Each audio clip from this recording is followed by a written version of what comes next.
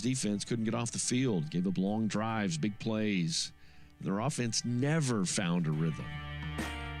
The Stanford Cardinals managed only a single field goal. Their quarterback was plagued with turnovers. The offense went just 2 of 14 on third downs. And they finished with a total of fewer than 50 rushing yards. The final score, 41-3. It wasn't just a loss. It was a dismantling for a team trying to find an identity under a young new head coach by the name of Jim Harbaugh. It was a setback and left most observers convinced Stanford would be lucky to win another game all season.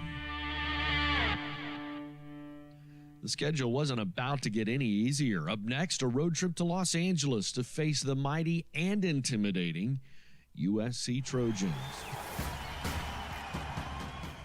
Pete Carroll's team was ranked number 2 in the country, riding a 35-game home winning streak. USC was only favored by 41 points. Stanford was desperate. They were starting a backup quarterback, Tavita Pritchard, making his very first collegiate start. No one gave him or his team a chance. But that afternoon, USC played uptight, sloppy. The Trojans racked up nearly 460 yards of offense, but with 4 interceptions and a fumble, they were mistakes that gave Stanford life. The Cardinals played like a team with nothing to lose. They went for it on 4th down 3 times and converted all of them. The defense bent but refused to break, forcing USC to settle for field goals instead of touchdowns. And then came the moment. 4th and goal. 48 seconds left. Backup quarterback Pritchard dropped back and rifled a pass into the end zone. Touchdown, Stanford. The final score, Stanford 24, number 2 USC 23. The greatest point spread upset in college football history. One week, they were humiliated. The next, the Cardinals shocked the world. My friends, anything can happen. That's why they play the game.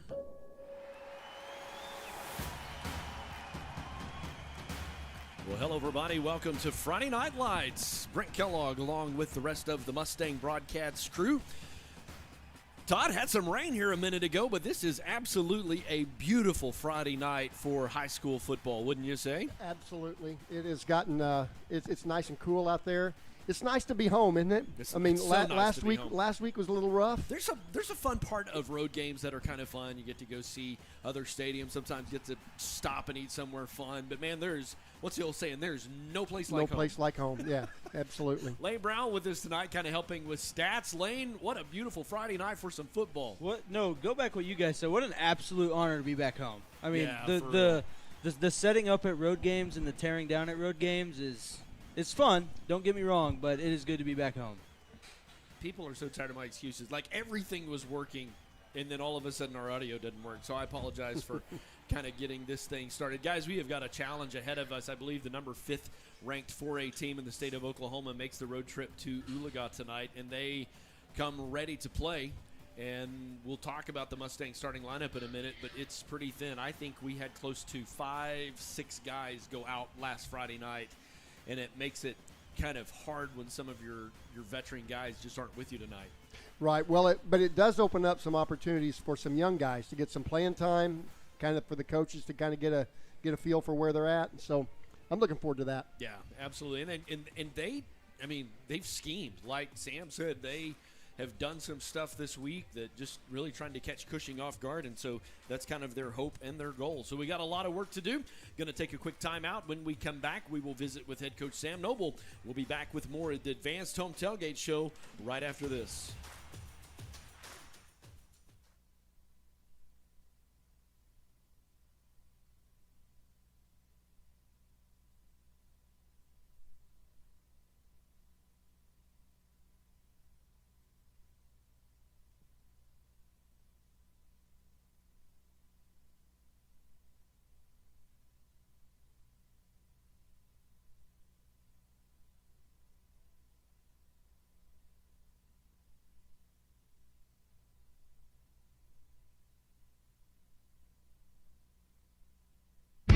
RCB Bank is community.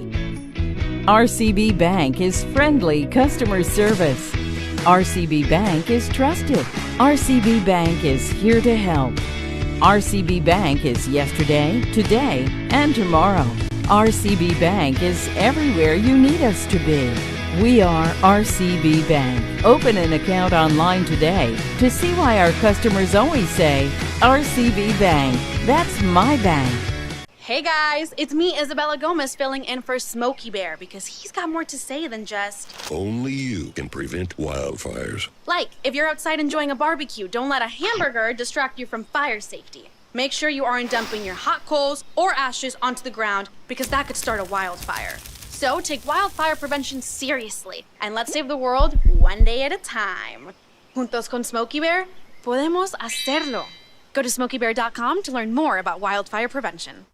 At Raising Cane's, we're huge football fans, but we're also fans of over 30,000 other partners in the communities we serve. When you order our hand-battered chicken fingers, you're also supporting your hometown. Raising Cane's Chicken Fingers, one love.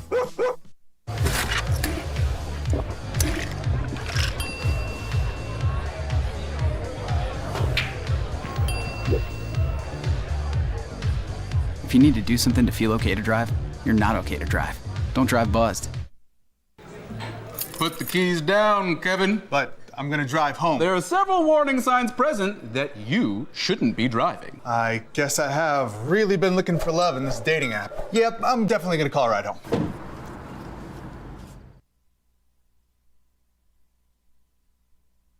When it comes to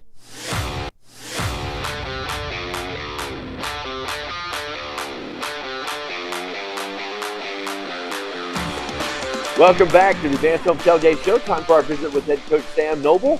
And, coming out last weekend from Fort Gibson, we had a lot of guys go down. And that's probably been the biggest challenge this week is just preparing. And, we have a philosophy at Oologah, next man up. Mm-hmm. And so you'll see the opportunity for some of the younger guys to get those snaps tonight. So how has preparation gone this week just in making sure guys are ready to go? With all things considered, with the injuries we had come out, we're returning one starting offensive lineman from last week, and I think our kids have truly embodied what the next man up mentality, because we've had some kids that don't normally play offensive line, like, hey, can you help us this week? And they've said, yes, coach, let's go do it. And we've had Cade Evers, who's offered to play offensive line for us, who's normally a receiver, outside backer. Garen Dennis, who's a middle backer, tight end, might play for us. So Kate Schicks, defensive lineman, is going to play for us. So just having those kids' willingness to do whatever it takes for the team speaks highly. We talk a lot about this in the broadcast, about just as a team, they have this mentality of playing for my brother. Mm-hmm. Exactly. The guys in the locker room is like, regardless what the scoreboard is, regardless what win-loss record is, we are in this together. Mm-hmm. And I think that's one of the great things about our team culture is just playing for my brother. And that's one thing I try to tell the kids before every game. It's play for each other. Compete with each other. Compete every single down. The guys have been with you since spring, summer, the last 4 or 5 years, however long you've been playing with each other, just play for each other, compete no matter what, play for the brother next to you. Yeah. So let's talk a little bit about your quarterback. Every game just getting better. You can tell, once he calms down, the ball doesn't zip quite so far. Yeah. Right? And, man, he just does a really good ball. How's his preparation going? Because I think a lot does ride on that position if he's playing in the quarterback role. 100%. I think Brock every week has taken a step in the right direction. He doesn't have, light year numbers. We're not throwing for 200-300 yards, but he's doing what we want him to do. And even when he's not, he's coming and asking questions about it. So that's a sign of him maturing and growing in the position. It's tough. You know, we're playing a tough district, and you're a freshman kid, and you're going out against really good competition. You know, so I've been proud of him so far this year, and I'm excited to see him continue to grow. So offensively, what's Cushing going to try to do for you? They're going to try to throw the deep ball over top of you and then screen you to death. You know, try to keep you guessing. They'll obviously run it here and there, but their bread and butter is screen game and the deep ball. Yep. And so then defensively, they're just going to try to shut you down, right? Yeah, defensively, they'll go a lot of cover one, cover zero man. Such as saying, you know, beat us. We got you man on man. We're going to load the box about 6 to 7, which I think it gives us some opportunities. We're going to do some different things this week to try to put our kids in good positions and get the ball out fast, because I think that's when Brock is better. as of right now, and not him not having to think and get to a third, fourth read. It's like I got these first 2 reads, ball's out here. I want to see this. Put the ball in your playmaker's hands too. Exactly. Let Aiden Gaines do what he can do because he has just that ability that once he catches that ball and even that first point of contact, he's kind of shifty. Oh yeah. So even 3 and 4 yards per catch. A lot of times you think in the passing game you want big bombs across the middle, and that's great. 100%. But man, there's nothing wrong with a short passing game as long as you're moving the chains. Keep a rhythm. Keep a rhythm. Stay in front of the chains. That's what we preach every week. Awesome. We'll be back with more of the Advanced Home Tailgate Show right after this. When it comes to making plans, you are the best. The same way you plan each detail for those moments, start planning to protect you and your loved ones from a natural disaster. Protecting your family is the best plan you can make.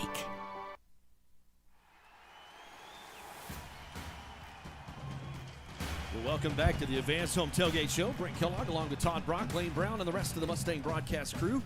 And, man, a beautiful Friday night here. You can hear the Stallion Battalion playing in the background as they are getting warmed up. Cheerleaders are in place. The Mustang head is in its spot as well. Guys, I feel football in the air. It feels good, doesn't it? The bleachers are starting to fill up a little bit, so it's going to have a good crowd tonight. Hey, let's take just a little bit and talk about our offensive starters tonight. And as the coach just talked about there for a second, we kind of felt like a MASH unit coming home Friday night. I don't know if they brought a bus or an ambulance, but it was a rough ride. So let's talk about who the expected starters are tonight at left tackle. Freshman, and I'll say that word several times tonight, freshman Jaden Copeland. Micah Chang, we believe, to be out for the season. Cruz, I actually didn't have a picture for him, so my apologies to Cruz family. And then Dylan Franklin starting at center tonight, Cade Schick. And then Spencer Harold actually has started a couple of games this season, so he's really kind of the veteran coming to the line. So those aren't lineman numbers, right? I mean, 36 That's just and 44. showing you how much we're having to dip into our roster. Absolutely. Let's talk a little bit about the wide receivers tonight. This group is pretty much intact with the addition of Garen Dennis, who has been just a defense anchor for the Mustangs. But you've got Uriah Hooks, Aiden Gaines, Maddox DeVilles, those guys have started so far every season. But Reed Barron is out tonight, maybe a couple of other weeks as well. And so Garen Dennis kind of stepping into that tight end, which really does a lot of blocking. They may try to target him with a pass or two, but he's new to the wide receivers. And then in the backfield, freshman quarterback Brock Lustig, and then Tucker Rogers, who's seen a lot of action this season. And Tucker actually the anticipated starter tonight at running back. So some familiar faces, but also there's some new faces in that lineup. And a lot of young faces. A lot of young faces tonight. All right, let's talk a little bit about the defense. On the defensive line, Tucker Rogers, which we just called his name at running back, so he will be a both-way athlete tonight at the nose. Jack Lorette, he is new to that position, and then he's a freshman. And then the defensive end, number 44, he'll be playing both ways on the offensive line, and the defensive line, freshman Jaden Copeland. So some youth right there. Those guys have a big job ahead of them, but I believe they're excited. I mean, when you're a young player, you want to give coach that opportunity to say, hey, see what I can do. Absolutely. Give me a chance, right? Give me a chance. Talk about our linebackers. Staden, really kind of the quarterback of this defense. Caden Fisher, just a good kid, hardworking kid, does everything they ask him to do. He started the season at quarterback, and they decided to want to go with Brock, and he was fine with it. He's like, Coach, I just want to help the Mustangs. Hunter Shondell moving into the starting lineup tonight. Garen leading the team in tackles, and then Cade Evers had several starts. We'll see Cade in a variety of roles. Like he's on the twos for offensive line. You'll see him come in tonight. And so that's your linebacker core. Some veteran guys there to kind of help Hunter really as he's moving into his first start tonight. Then the secondary. Oh, go ahead. Well, I was just going to say Hunter is our third leading tackler with 31 tackles. So he's definitely got lots of experience on the field. Right. Sure. In the secondary, these guys, for the most part, are veterans. Carter Miller's new to that lineup. But you got Aiden Gaines, Maddox DeVilles, Carter as a junior coming in, and then corner Uriah Hooks. So these guys, they're going to try to pick on them. They really, I have bragged on them because they're a veteran group, and then Fort Gibson really kind of went at them.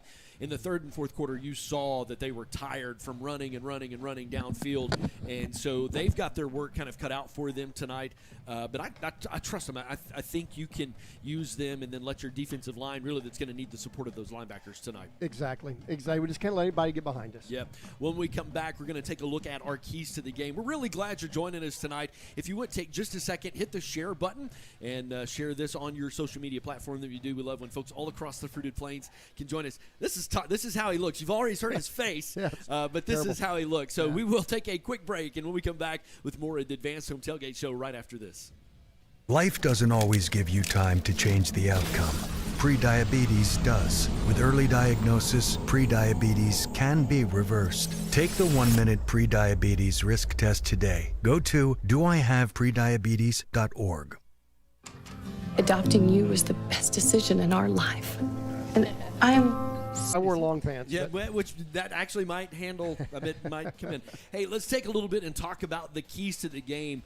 The Mustangs have a big hill to climb because Cushing coming in tonight, they are ranked in Class 4A, and I anticipate they could be fighting for that number 1 spot in our district, and they need to beat us. And I don't know if you tuned in. I know the beginning of our broadcast is a little discombobulated, but I talked about the Miracle in the Desert from back in 2007, where Stanford, I remember that game. Yeah, I do too. Where Stanford went in and beat USC. Yeah. It was the largest point spread kind of underdog defeat in college football history. Yeah. We might be facing anything can happen. That's why we play the game. That's the point. Yeah, that's why we play the game. So let's take just a second and kind of walk through our keys to the game tonight and what the Mustangs need to do. This first one, there's an old. Actually, we're going to go live to the stadium and be a part of the national anthem at this point. Reflect, meditate, pray, or engage in other activities, and please be respectful of others during this moment of silence.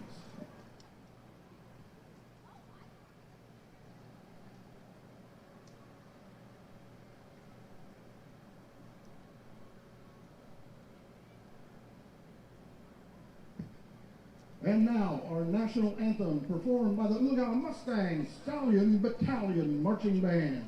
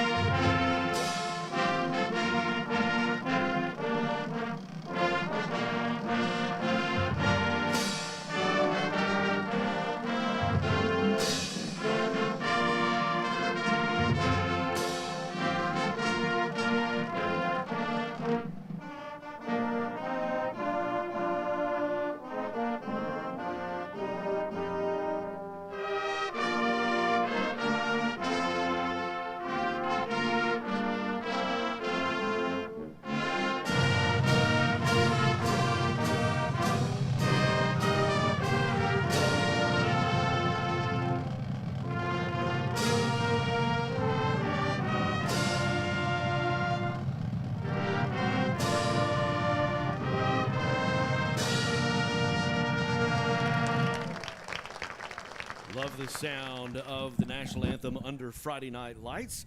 Brent Kellogg along with the rest of the Mustang broadcast crew. Time now, guys. You can see our captains down on the sideline. Todd, who's representing the Mustangs? We got number 2, Uriah Hooks. Number 22, Caden Malure. Number 73, Cruz Castan. How do you pronounce his last name? Castaneda? Yeah. Castaneda? I'm sorry. And then 78, Dylan Franklin. Dylan Franklin, so opportunity for those guys to represent the blue and gold Mustangs in an all-blue uniform tonight with the Vegas gold helmet. And glad you're here. Guys, let's take just a second to talk about, actually, you know what they're doing right now down on the field? I'm going to join the mic because this is really cool. Let's catch that. They are representing a veteran tonight. I think they've already talked about him. I want to talk about him just a second because, man, an impressive guy doing a lot of work to help veterans kind of in his retirement, a guy out of Owasso. And tonight we're recognizing him in our RED night. Remember, everybody deployed. So you can see the captains down there that are shaking hands and so on and so forth. Let's go ahead and take just a second and talk about our keys to the game. The first one, kind of kiss it. Just kind of keep things simple. You know what I'm saying? You got 3 freshmen that are starting. That does not include what you'll see on special teams. Mm-hmm. And I think just simple schemes, simple offense. They're really trying to slow things down for Brock Lustig, who's a freshman quarterback. He's getting better every week, but they really want to make this presentable for him. So, Todd, I think just kind of keep things simple. Yeah, well, Coach said he wanted him to see 2 reads. 1 read, 2 reads out. You know, quick. We'll get there in just a second. So the second one is, when I was a kid and you were rambunctious and Mom needed a minute, she would say, "You kids get outside." That's back when kids went outside and drank out of the water hose, right? Yeah, and we rode survived. their bicycle, and we survived. Yeah. So that's kind of my key helmets. is you kids get outside. I think the Mustangs, just because of just the offensive line, they're going to want to kind of get that outside and get it out quickly. No question. And watching Cushing, their linebackers are really, really active, especially in the middle. And so getting outside is going to be real important for us. You almost want to treat your short passing game almost like a run game, if you will. And, man, a 2-yard pass completion is still moving. You're in schedule. You're on schedule. Right. And so I think just that idea of you kids get outside and then thirdly, just play quick. And I don't mean quick huddle. I don't mean that. I just mean kind of a quick passing game. Keep them honest. If you can get some success on the outside, then that may open up some run up the middle. But I really do think that they're just going to try to live on the edges. Safe passes for your young quarterback. Safe passes for your receivers as well. Right. Quick thinking. Quick thinking. Absolutely. All right, let's talk about on the defensive side of the ball. Todd, this was kind of your idea. They need to protect the edge just by what you've seen in film study. Yeah, for sure. And they like to go over the top. Number 7 is their speedster. He's being looked at already as a college prospect. Okay. He's really fast and gets behind guys real easily. So we're going to have to watch that. Absolutely. Next one I want to talk about is go for 0, and I mean missed tackles. I'm not talking about shutting them out, but I mean go for 0 missed tackles.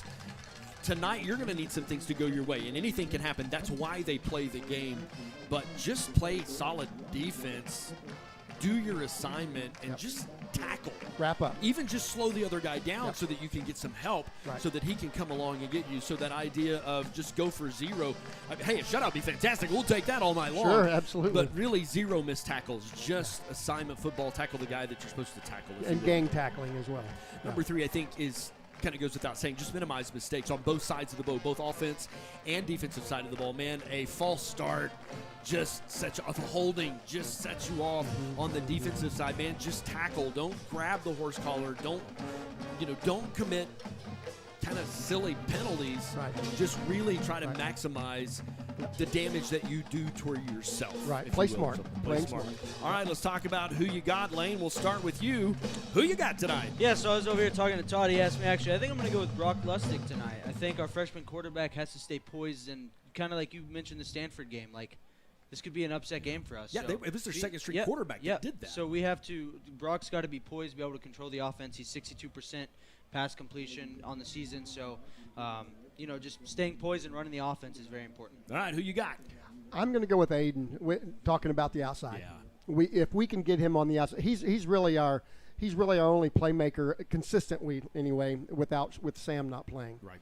And so getting him outside, getting those quick passes, even if it's pitches, get him around the outside. I think he's got some potential to be able to do some big things. Yeah, can have a great night, and we need him to have a great night tonight. We need him. I'm going to go with Caden Fisher.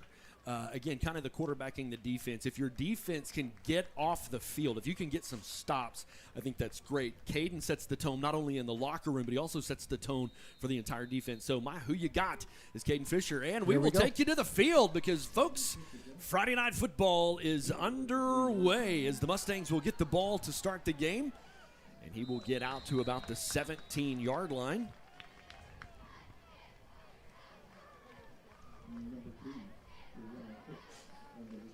And the offense has the opportunity here to set the tone. I honestly, the most important play of this game may be getting that first down. First down, yep.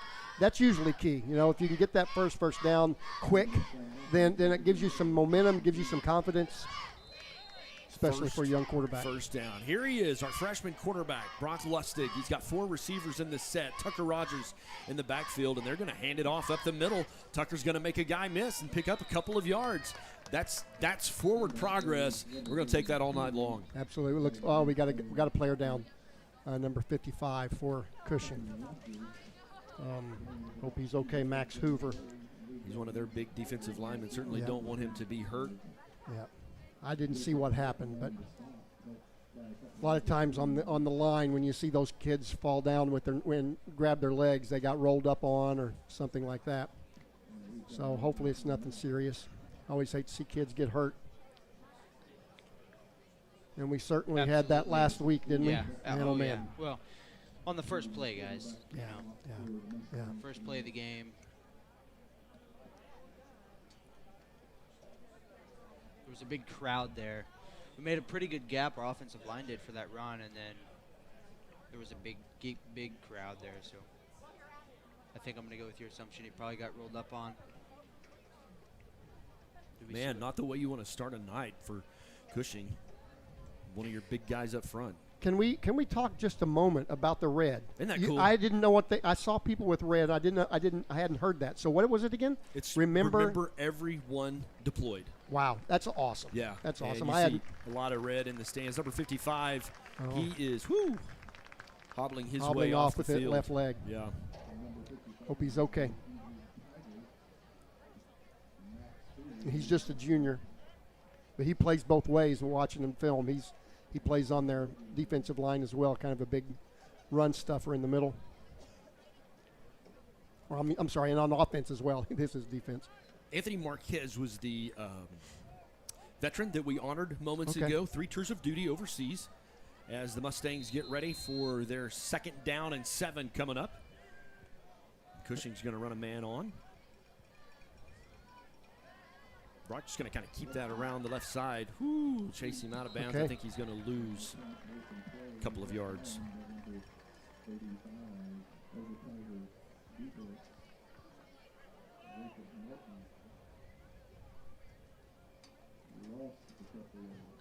Anthony had 3 tours of duty overseas, 5 months in Cuba, 9 months in Spain, 6+ months in Afghanistan.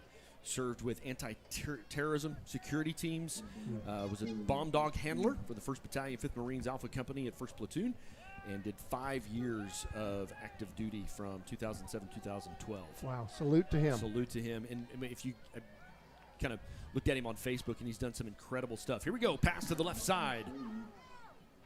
Just not a lot there. Isaiah Contreras was the intended receiver. Mustangs might have gotten close back to the original line of scrimmage, but it's 4th down. And here comes the punt team.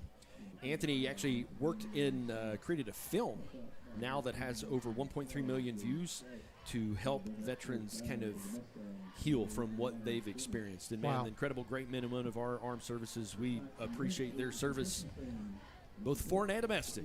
And then tonight's just kind of a night that high school football stops and we remember everyone deployed. So, all right, punt is away. Roll. Stop, take kind of a Cushing bounce out to the 43-yard line. So the Mustang defense tonight with kind of a task because it's already on our side of the 50-yard line. Yeah, the 44-yard line. Want to appreciate all of our Mustang sponsors. Todd, we got some really good news today. Yes, we did. That the Lady Mustang softball team that has a fantastic season. They went undefeated in district play, and they are going to state. Won a big game today, actually against a district opponent, Miami. Yeah. They actually met back up, and I guess would be that super regional, if you will. And won 1 game yesterday, lost 1 yesterday, so they had to play a 3rd today at 2 o'clock. Got a little bit behind early on, but were able to come back and win. So the Mustangs are headed to the big tournament. All right, pitch around to the right side. Go string him out. He's going to pick up about 4 yards, I believe. Lane Simpson, the ball carrier for Cushing. So that'll bring up about a 2nd down and 5, I believe. Want to thank American Bus, providing transportation needs from 9 to 90 for their support of Mustang athletics. 2nd down for this Mustang defense. Quarterback under pressure. Oh, there could be a holding penalty right there if they didn't call it. Pass intended deep for number 12.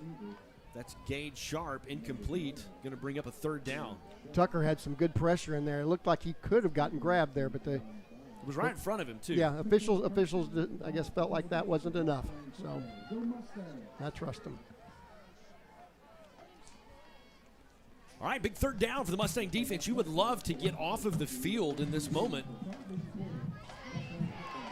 We're playing way off of our those receivers, 10, 12 yards. Mustangs kind of stunt a blitz. Maybe if you could get the offensive line to jump, back them up 5, didn't fall for it. Quarterback Kellen Fry, called his name for a couple of years for Cushing. Oh, excuse me, Kellen Fry's running back. Under pressure, oh man. down the right side. Come on, guys, bring him down. Somebody slowed him down so help could get there. Boy, they almost had the quarterback for behind the original line of scrimmage for a loss, but he was able to get out of that. And a first down and 10 coming up for Cushing. That Roman Parker, Tucker, for them, he's a college prospect being looked at as a quarterback. Some smaller schools. He's got an impressive arm. He run pretty well, too. Good tackle out there. Good tackle out there. Number 2, Uriah Hooks. Way to go. Way to go. That was a good tackle. Gain of 6, second down 4 coming up for this Mustang defense.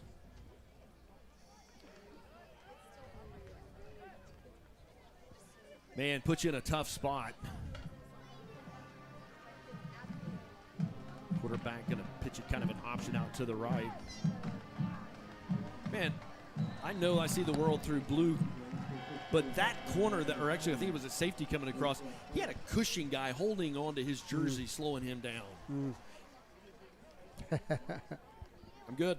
I'm fine. It's fine. Good.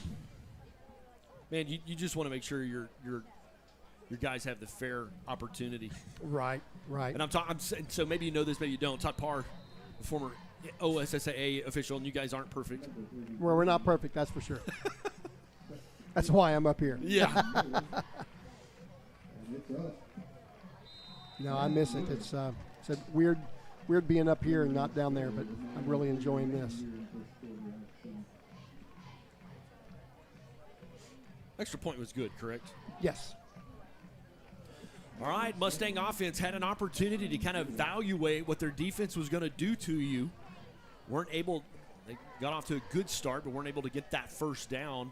So you have an opportunity here. Just kind of settle down. Really, more importantly, Brock, just kind of settling down, because when you're that quarterback, that team's depending upon you and your maturity. And when you're one of the youngest guys on the roster, it's a load to carry. He's capable. He's done it for several games.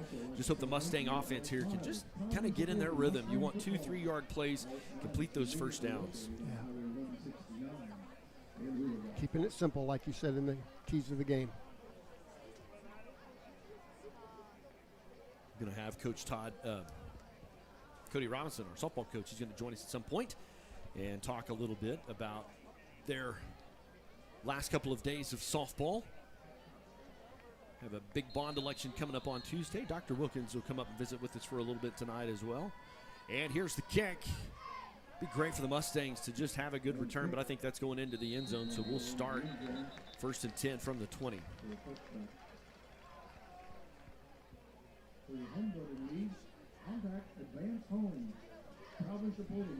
I sure do like that field level camera. Yeah, it's a new component we've been able to add this year. Looks really good.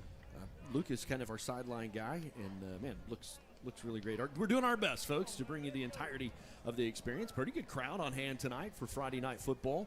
Next weekend we'll actually play on a Thursday night because it is fall break, and so we'll be on the road at Catoosa.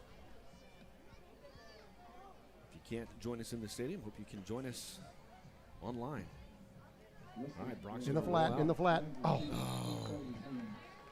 That's Guerin there. Yeah, I told you we'd see him a little bit as a tight end tonight. Had an opportunity there, just wasn't able to complete the catch.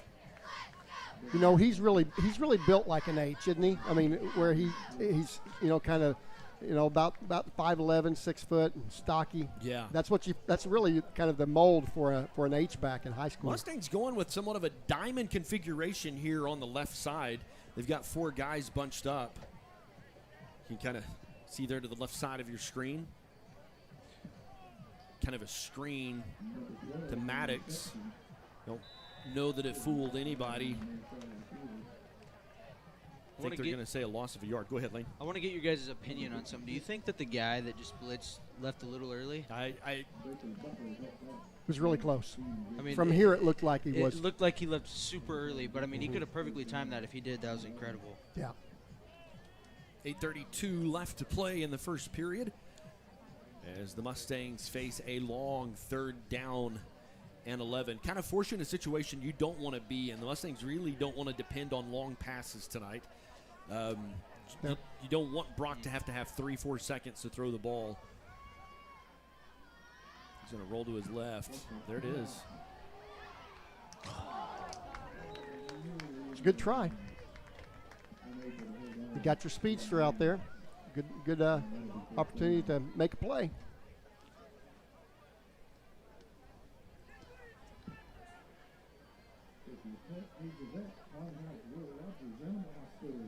All right, 4th down and 11. He threw that ball about 50 yards. Yeah, that was a good pass. Kind of, Aiden had some guys with him step for step. There's a good kick. They get across 50 down to the 41-yard line. Kind of get you on the other side of the 50. Mustang defense come out again. Man, you had him that last chance. You had him 3rd and 5 and almost had your quarterback sacked. He got out of it. So let's see how they're lining up here with our defensive backs. It seems like they are playing 10 to 12 yards off of those slot receivers. And those are the speedsters. You got number 17 and number 7 over there on that right side. They're way off. Now we're going to have a quarterback going to keep that up the middle. That was a direct snap. He moved over. Oh, gotcha. Yeah. Man, we talked about being able to tackle that guy in front of you. He slowed him down, let help arrive. You're just going to have to do that, and enough to move the chains for Cushing. 1st down and 10. This young man is being recruited as a middle linebacker. His numbers are 6'1" and 200 pounds. He's pretty fast too. Good running back at the high school level. Pass across. Go! Oh, we almost had it. Good play. Yeah, Aiden there. I think he realized once he kind of bumped up that he had a shot at it. So good play by the Mustang defense. 2nd down and 10 coming up.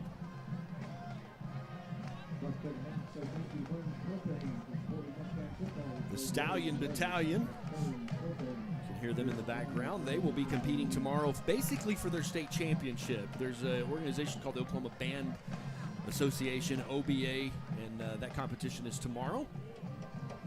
Can't wait to watch their show at halftime because they are in peak competition season. There you go. Number 17, Hunter Shondell, making a start tonight. Did what he was supposed to do. Yep. If you can't tackle him, slow him down so that help can get there. And so a gain of about 4. Yeah, so it's going to bring up 3rd down and I believe 6, maybe 7 on the play, which is what you want. Yeah, you want them in a long 3rd down situation. Yep. If you can get a little bit of pressure, make him throw the ball faster than he wants to. Oh, we gave him 5 yards.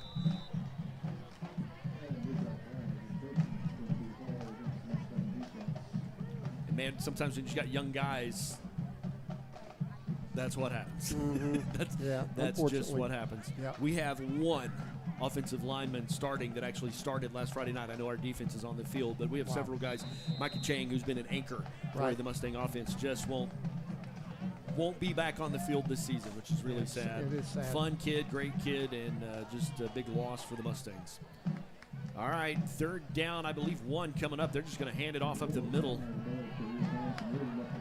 He's into the secondary. Man, Aiden had an opportunity to get him. Ankle tackled. I believe that was Uriah that brought him down. That'll be a 1st and goal from the, they're going to say he went down at the 5, I believe. Yep, 1st and goal from the 5.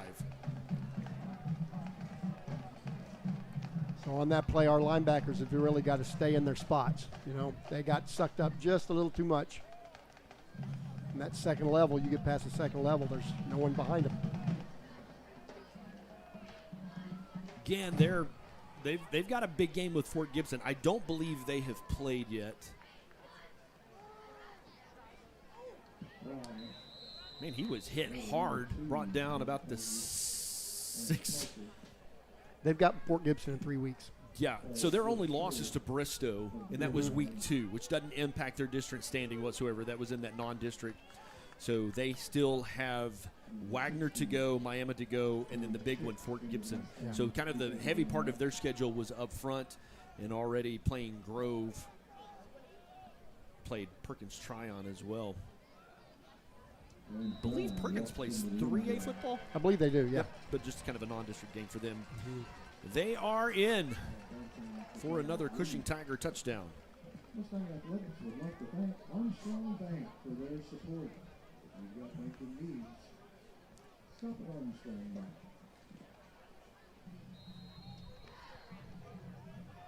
Number 32, the kicker for Cushing.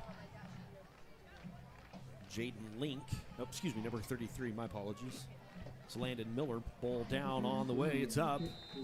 It's good. They'll tack on the extra point with 5:18 left to go. The Mustangs already in a hole. One of the goals I would say for Coach Noble and his staff to come out tonight is not so beat up. Man, last week was you lost some of your veteran guys just to injuries. Some of these younger guys are going to get important snaps. Man, I mean, tonight's game is just as much about next year and 2 years down your schedule, just because the game is slowing down to some of those younger players. Yeah. I mean, we have 3 freshmen that are starting. That's not even including what's on special teams. Mm-hmm. And the experience those guys carry into their sophomore season and the leadership they bring into their junior and senior season, man, it's just almost priceless when you've got that really many is. Measurable snaps. Yeah. I think it was really Ohio State that they would put the Buckeye for however many starts. I don't know if they do that anymore, but man, that's a lot of stickers for a kid that's starting most of the freshman season, sophomore, junior, senior. And then there's some younger grades that are coming up that have really had some great success from our little Mustang program.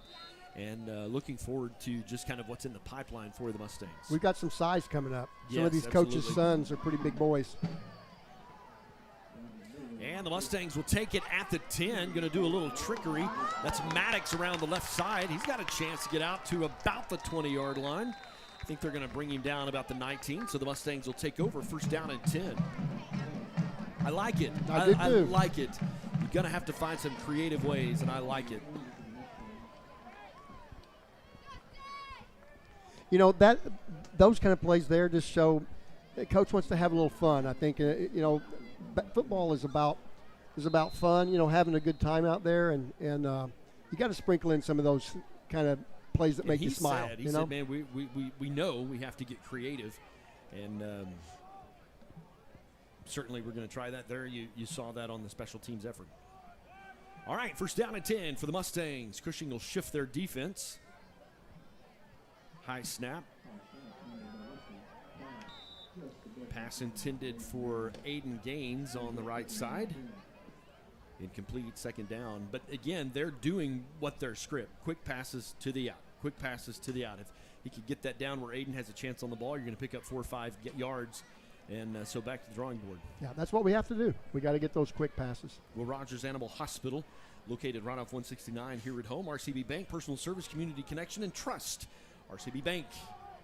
It's my bank. Mustangs in kind of a tight formation with man in motion. Get Aiden out on the. Yep. Get him out there. There's that first down. He's going to get that first down. There we go.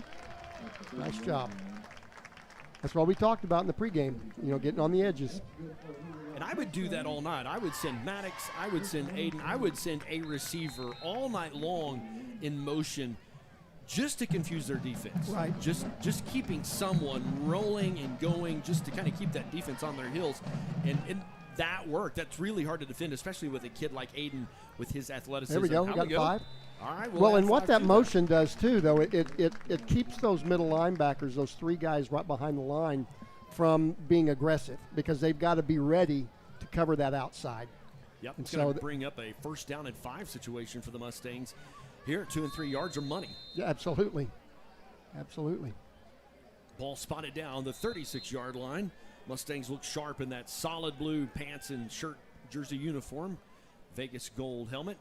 13 seconds on the clock, plenty of time. Tucker Rogers up the left side. I think he's going to lose about 1.5 yards. A little misdirection there.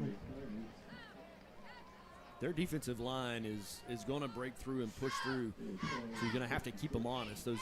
Just that completion of those outside passes forces them to kind of be accountability on that instead of they're just going to pin their ears back and come at you. Right. Yep. That's an old cowboy horse term. I wonder where that came. I've always heard that came from. Yeah, when the horse pins their ears back, you need to. I always heard that was for dogs. Racing dogs. I've heard that in reference to racing dogs. I don't have any idea, but Pass complete on the left side. Aiden Gaines going to pick up a couple. Put you in 3rd down and manageable. My wife told me while we were watching football the other night, Herb Street said something funny, and she said, "You ought to say that." I can't remember what he said. So one of the things about Herb Street is he's a golden retriever guy. Oh, yes, he is. We have Goldens. Yeah. He's got 4. Yeah. And everybody fell in love. I think it was Big Ben, and Ben had cancer and passed away. He's got another one. He's got another one. Travels with him. Yep. And it's really, really fun. I won't bring Nike. I won't bring my Golden up here because you have a dog named Nike. I have a dog named Nike and another dog named Adidas. So. Do you know what that word means in Greek? Nikio? No, but I'm afraid you're going to tell me. I'm going to tell you. It means victory. It means victory in Greek. Nikio. Awesome. Timeout on the field for the Mustangs. We'll take one with them. We'll be right back. More Mustang football right after this.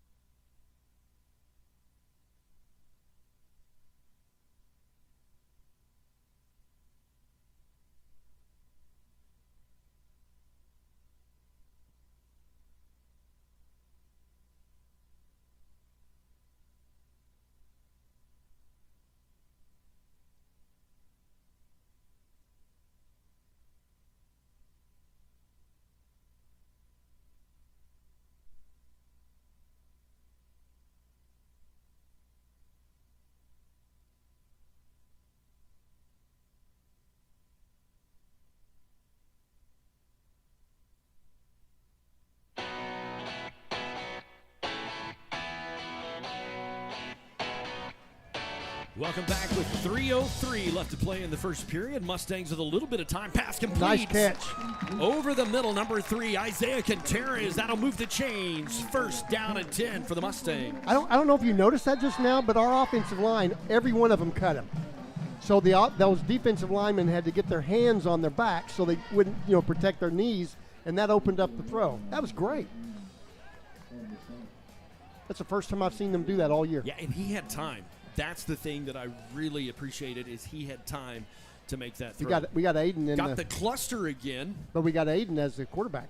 Okay, all right. Oh, boy, we talk about minimize mistakes.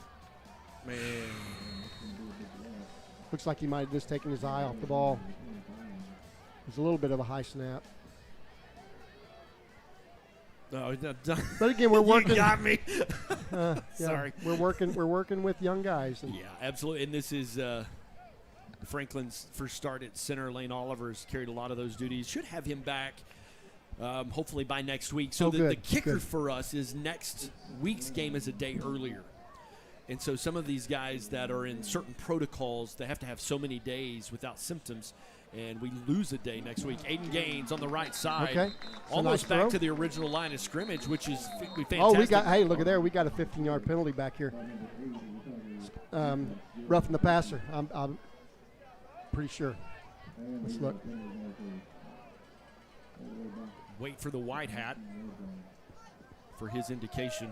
He threw it in that area. Right there, yep. Let's watch him.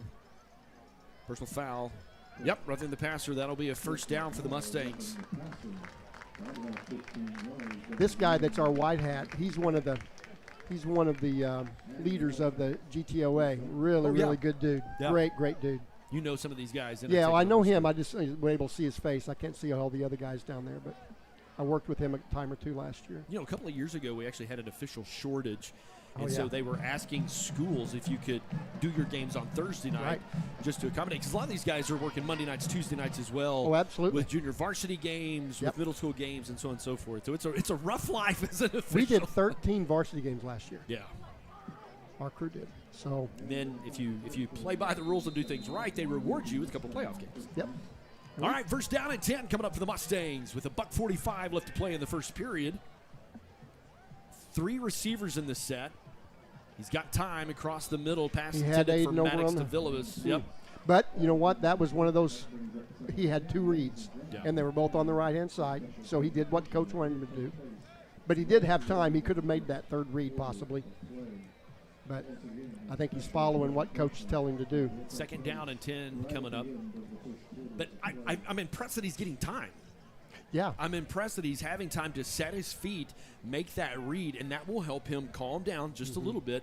And those passes will start completing here in just a minute. 2nd down and 10 coming up for the Mustangs. Well, having number 55, that young man that got hurt the very first play of the game, he's that middle guy. Right, he's usually there. That up. Yeah, absolutely. And so they've got the real big kid, and he's just not real quick. Screen to Maddox. Can't complete the pass. 3rd down and 10. That's a couple of times we had a couple of plays that had those receivers been able to hang on, would have moved. Yeah, had some room. The line of scrimmage just a little bit. And the old-fashioned stick 'em. Right. Everybody wears gloves now. Yeah. One of the things, I do work part-time with the Tulsa Drillers, and the officials, the umpires, they check the pitcher's hat, the pitcher's glove, just to make sure he doesn't have any kind of foreign substance that he can utilize to give him some type of advantage. Yeah, that Vaseline. Yep. 14 seconds on the play clock. Mustangs 3rd down and 10. Brock. Oh, nice adjustment on the ball. On the left side. Go. He's down to the 11-yard line. 1st down and 10 for the Mustangs. Great play. Boy, he broke on that ball really, really well. Hey, here's our instant replay.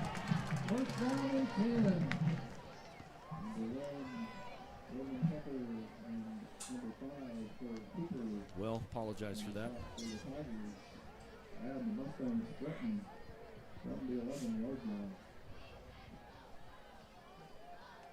Mustangs have an opportunity here. Oh, Brock stumbled. And then he got pounded. I believe he's going to lose maybe a yard. Yeah, that's their star linebacker there, number 4. He came flying in. Kellen Fry. He's also we talked about him being a linebacker. He's also being recruited as an athlete. So, meaning they don't know for sure where he's going to fit, but they want him on their team. All right, 30 seconds left to play in the first period. Mustangs 2nd down 11 coming up inside the red zone with an opportunity here. Get points on the board.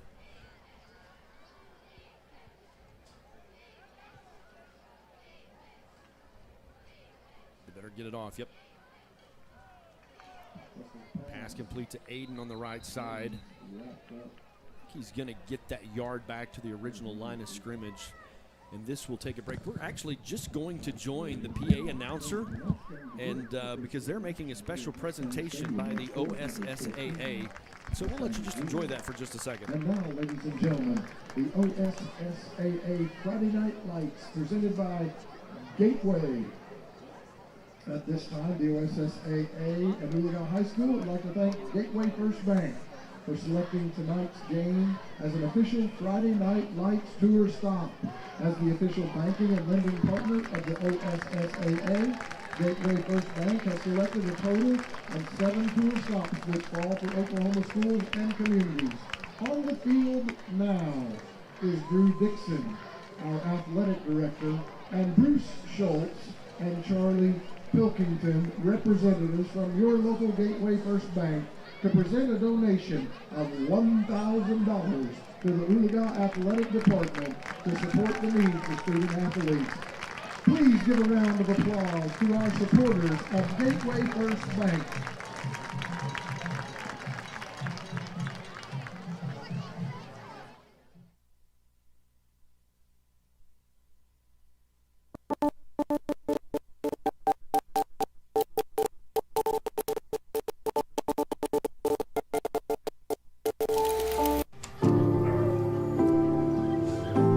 Owen, when you came into my life, it was a whirlwind.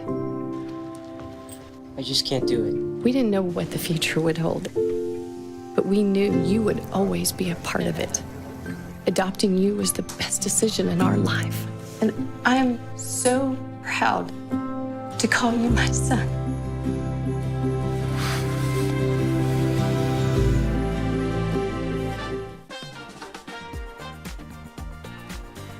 Oh! Mustangs attempt to pass to the left side, incomplete. That was a double pass. He passed it Going to bring up a 4th down situation for the Mustangs. It was there. I think we're going to go for points, and I like that. Number 85, Cord Oliphant. He came in the other day and said, "Are you the guy that called me the little one?" I said, "No, it wasn't me. It was Todd. I blamed you." Oh, that's all right. Cord's a freshman. I saw him kicking today earlier. He's pretty accurate, too. He is. In his warm-ups. He might be small in stature, but he's a big dude. He's got a great leg. Ball down, on the way. Kick is up. Oh, just barely off. And Mustangs will miss that opportunity at points. But I like it. You were able to move the chains. Your offense actually got some momentum until you kind of stalled out down in the red zone. And when you're in the red, I mean, they call it that for a reason. Number one, it's an opportunity to score, but the defense is just stacked up on you. You know what I'm saying? Yeah.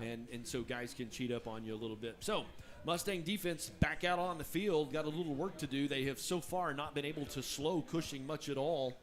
But your offense got some first downs. Maybe you got an opportunity to kind of regroup on the sideline. Maybe some guys get a fresh breath there. However, we have so many that are going 2 ways tonight. Yeah. And just so you understand why they're out the 20-yard line in high school, any field goal inside the 20, if it's missed, it's just placed at the 20-yard line. Pass complete to number 17, Bryce Ward. I believe that's enough for a first down and 10 for Cushing. That'll move the chains. This guy's got a really live arm. Watching him even tonight, he throws the ball hard. He's pretty accurate. I can see why some smaller schools are looking at him to possibly come and play quarterback for him. Quarterback back to under pressure and kind of get away from it. He'll scramble forward, make a lot out of nothing, gain of 6, bring up second down. Guerin on the tackle. So that was credit to your secondary. Mm-hmm. That was credit to those guys in the back. Yep. He had nowhere to go with that, so he had to make something happen with his feet. Obviously, he can. Right. Obviously, he was able to scramble and make something happen. So second down coming up for the Mustang defense, but great work by the secondary. We've done a good job of keeping them in front of us, but part of that is because of the huge splits. We're still 10, 12 yards away from the receivers. Pressure. Screen out to the right side. He's got lots of room. Man, he's fast. Holy. Yep. Toledo Batman, number 17, Bryce Ward, and he had a whole nother gear. Whew.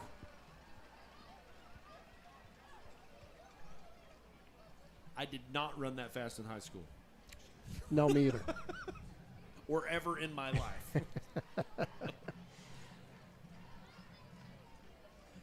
All right, here comes Cushing to add on their extra point. Mustangs find themselves in a 3-touchdown hole. Coming up at halftime, the Stallion Battalion Marching Band will perform their show called Home in its entirety. Kick is up and it's good. Mustangs have had their opportunity, been in the red zone. Just couldn't make much happen out of it.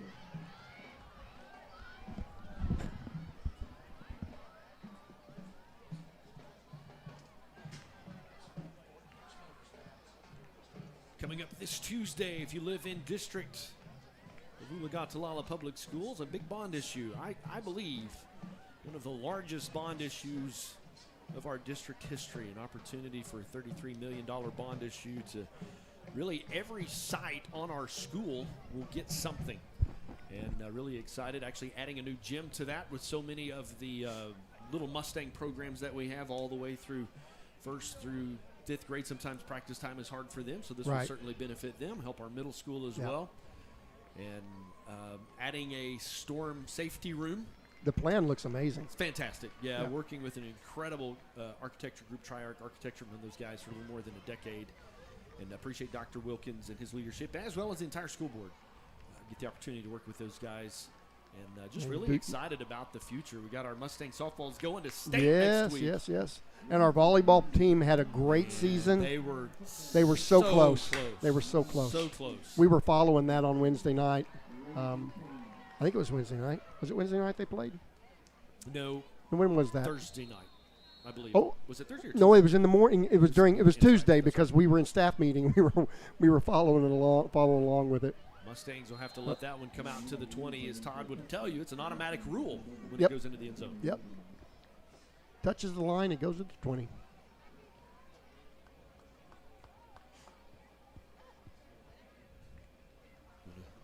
Say a big thank you to some of our great Mustang sponsors like Chalkline Insurance Agency, Coach Jason Brown, former Mustang coach, local insurance agent right here at home.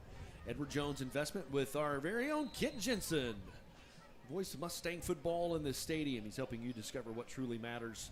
Advanced Home, thinking about building a home, give Brian Vance a call. Check out his website, advancedhbi.com. Mustang offense on the field, pass across the middle, complete to number 3. That is Isaiah Contreras. I believe that's his second catch of the night. It's good play. Good play, quick. Quick play. Yep. Well, and they're giving they're giving our guys a little space too, not as much as we are, because they've got their speedsters on those corners, so they're not too worried about people getting behind them. But gain of 8, second down 2 coming up for the Mustang offense. They will check with Noble to make sure that's the right play once they kind of get to look and see what defense setting that Cushing's going to give them. Like to really complete this drive, make something happen here. Handoff, Tucker Rogers around the right side. Going to get the first down. Nice run. No flags. Good deal. Great pickup for Tucker. First down and 10 for the Mustangs. About a 12-yard run, 13 yards. By the way, that first quarter, it was 178 yards for Cushing and 43 or 48 for 48 for the Mustangs.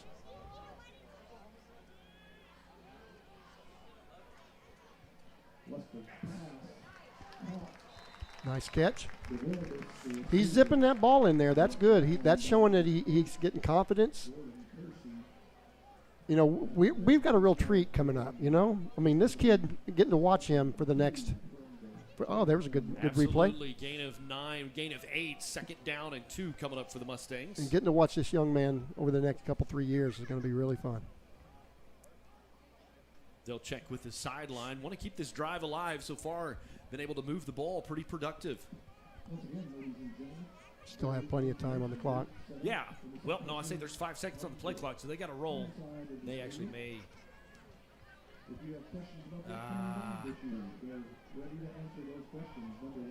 Could have dropped it. Probably been better.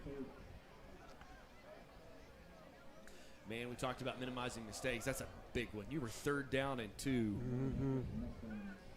But if you're that receiver, you don't know where you are in terms of, was that a forward pass, backward pass? Exactly. So that could feel like a fumble. It sure could, so yeah.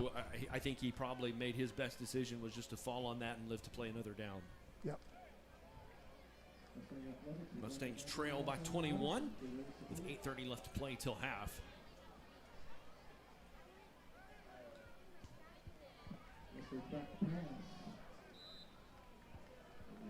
And a little pressure on him. Couldn't get his feet under him.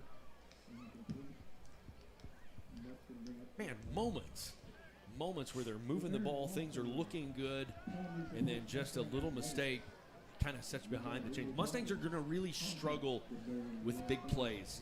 You don't want to be in a 3rd down and 14 situation, and so really moving positive yardage, moving that line of scrimmage 2 and 3 yards at a time really is what sets them up for success. Low snap. Tucker going to Oh, good job, Tucker. And that's going to take a good Mustang bounce. Keep rolling. Keep rolling. Down to the 31-yard line. 1st and 10 coming up for Cushing. You know, it's funny to think that a punt can be one of the big plays of the game, but that was really a good play.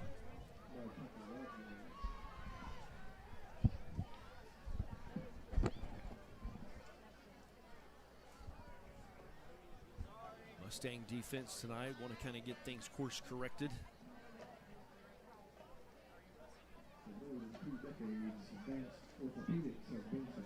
8:05 left to play till half. Here come the Cushing Tigers with their 4th possession of the night.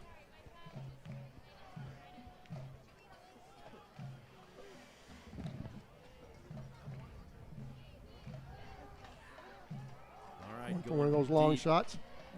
Nice play, Aiden. Had him covered up nice. Pass intended for Gage Sharp. He's a sophomore for the Tigers, incomplete. Second down and 10 coming up.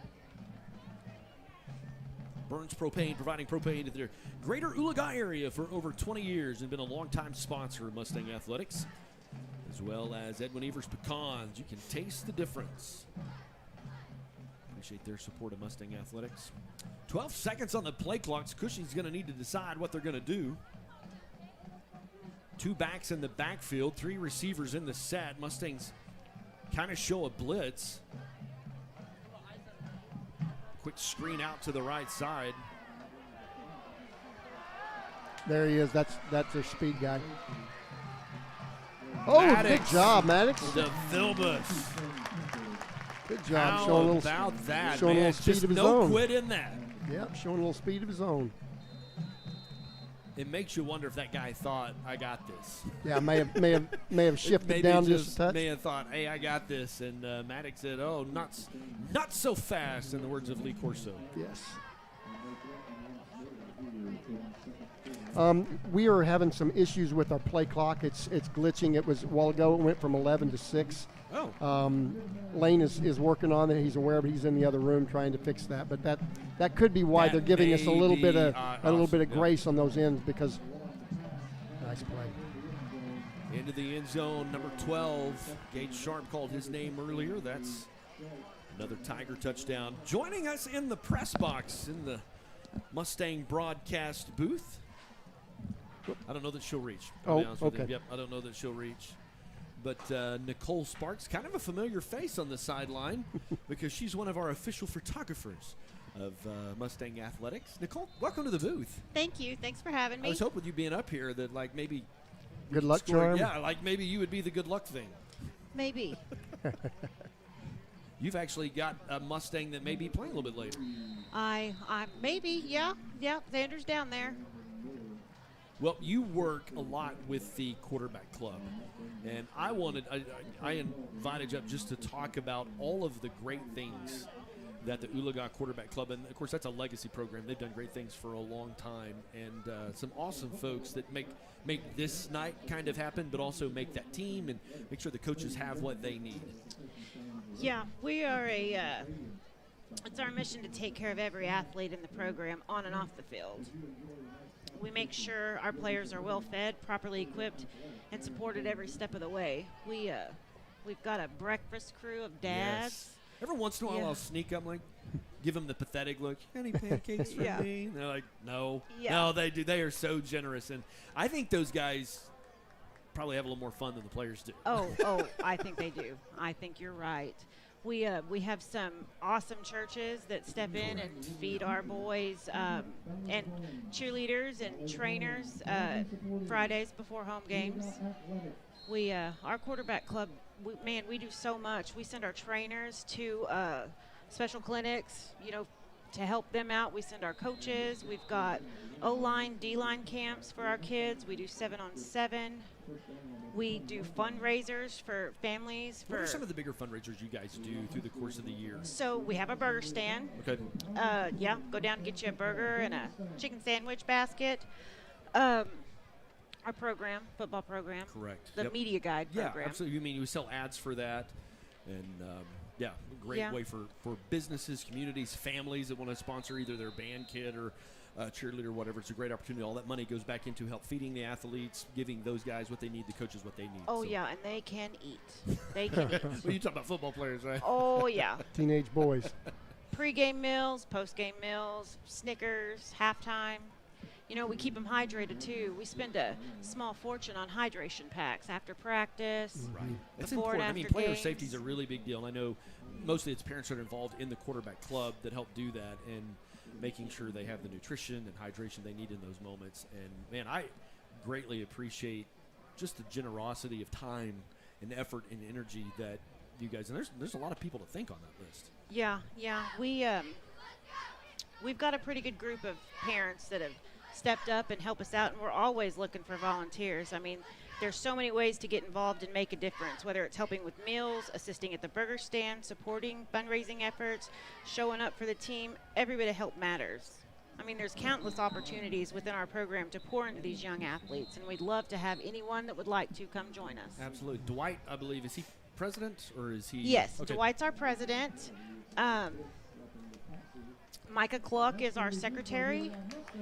Matt Drumheller is our vice president. Allie Harold is our treasurer. I'm our media lady. This is why you got sent to the press booth. You're the spokesperson, if you will. So yeah, you are the media department for the court. Brandy Byers is over our hospitality. Yeah, we've got a good group of parents that pour a lot into these kids. A lot of time, a lot of effort. Mustangs get bailed out with a penalty again in that 4-person bunch here on the left side of the formation. Lots of time left on the play clock, if the play clock's even right, as Todd pointed out. It's Aiden again in the back. Snap. Gonna throw the ball. It's going to be a surprise. Let's do this. Oh! So close. It's okay. We do that too. Yeah. I remember when my boys were in high school and playing, man, the quarterback club, I was a part of that too, and there's so much goes on. People have no idea how much. There is a road laid out. I know my boys were really, very thankful for all that they did, and I'm sure our guys here are feeling the same way. Nicole, somebody wants to get involved. Who do they talk to? Dwight Tackett, any of us. Okay. Any of us, yeah. Come you can see walk us. up to the hamburger stand at the stadium and say, "Put me in, coach." That's right. That's right. Hit us up on Facebook, like and that's follow right. us. If you don't follow that, yes, you guys do a great job with the social media. Thank you. Just like showing the pictures from the events and even some of the younger Mustang programs. And yeah, if you have not followed the Oologah Quarterback Club on Facebook, you're missing out. And that is fine. It's been a great resource for me as I help prepare for broadcasts and stuff as well. So, Nicole, thanks for coming up tonight and visiting with us. Hey, thanks for having me. Appreciate you. All right. Mustangs with the 3rd down and long situation with 5:56 left to play. Thank you.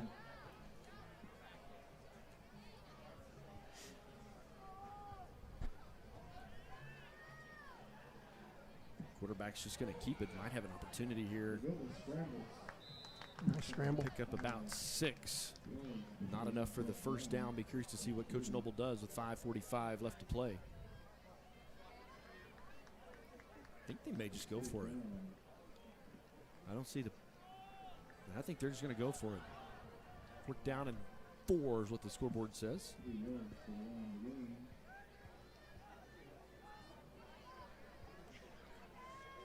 I think he's going to let the play clock just go down. Well, he went ahead and called a timeout.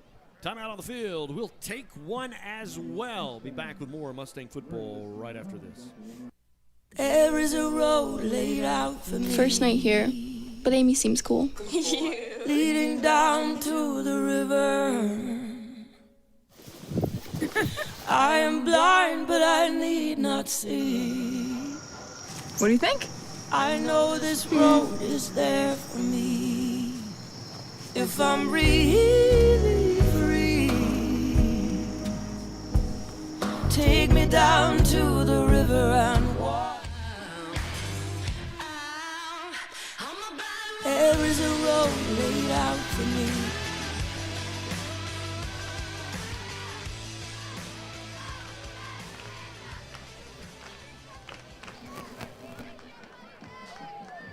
Here come the Mustangs. Big 4th down. I think we're going to be in pump formation. Looks like it. I believe Tucker's going to step back, and I think what they were trying to do was maybe do a hard count and see if they could get him to jump off, and then when that didn't happen, kind of feel that pressure if the clock was ticking. Yeah. Good punt. Got it away clean. Good snap. Those are important details. And it's low enough that their receiver can't get it and run it back. So that's a good play on the punt team. It's a beautiful night. My goodness, we couldn't ask for a better night. It's beautiful. So far, the Mustangs have played pretty clean. Not a lot of penalties to account for on the Mustang stat sheet, which is good. That's one of the best ways you can minimize penalties and not shoot yourself in the foot.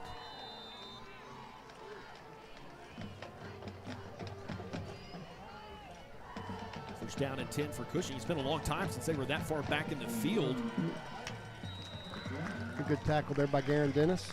Leading tackler for the Mustangs, been an incredible addition to the Mustang roster. Been playing on offense tonight as well. With 4:57 left to play till half.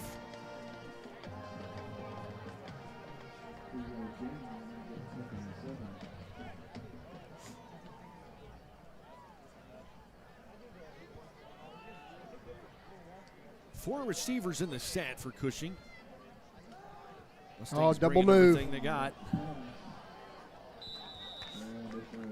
He had a hook and then a hook and go is what they call that. It was a good move.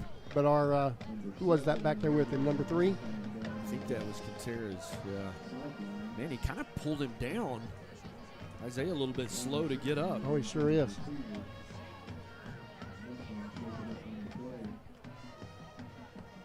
Holding that shoulder a little bit. Yeah, he hit, kind of fell and hit hard. So trainer will take a look at him.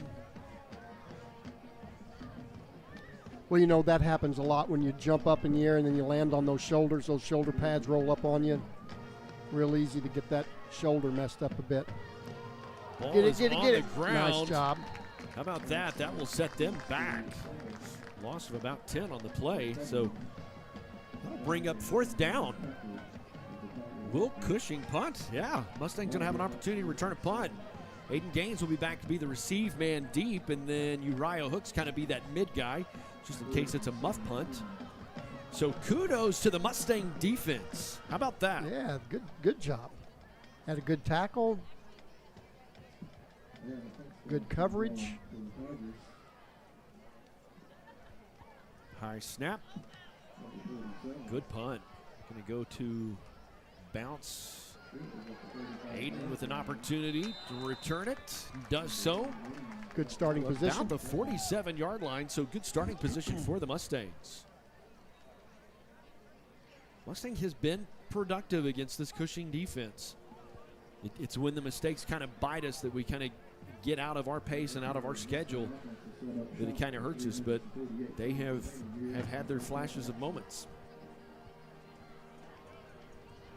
Mid-America Feed, highest quality livestock and feed service right here at home. Proud sponsor of the Mustang Halftime Show. Here comes the Mustang offense.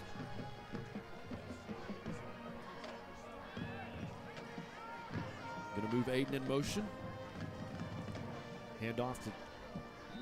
Got Carter in there. Yep. Carter Miller with the handoff. Loss of 3, I believe. Actually, loss of 4 coming up. This will put you in 2nd down behind the chains.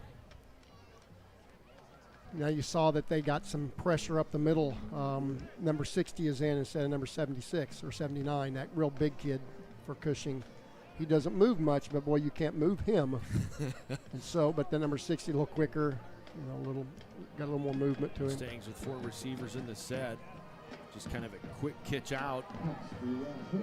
Get you back to the original line of scrimmage and maybe a yard more. Uriah Hooks. And just a solid guy you can count on, Uriah. Just when they've called his name tonight, he's been there. So brings up 3rd down inside the chains. I believe 3rd down and 8 coming up for the Mustang offense with 3 left to go. And if you could find a way to get that 1st down and just burn this clock out, not give the ball back to them.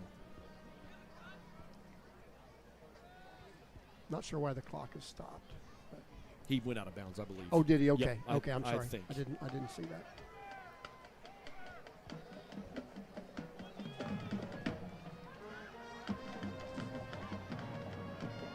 Oh, man. Uriah was a step in front of his guy, and that big lineman just got his hand up, tipped the ball. So it's 4th down. Mustangs will punt it away. And you've got an opportunity here. If you can get a good, clean snap, you can put them down inside the 10 and make them drive the length of the field at 2:56. Don't let them add to this 28-point lead they've got.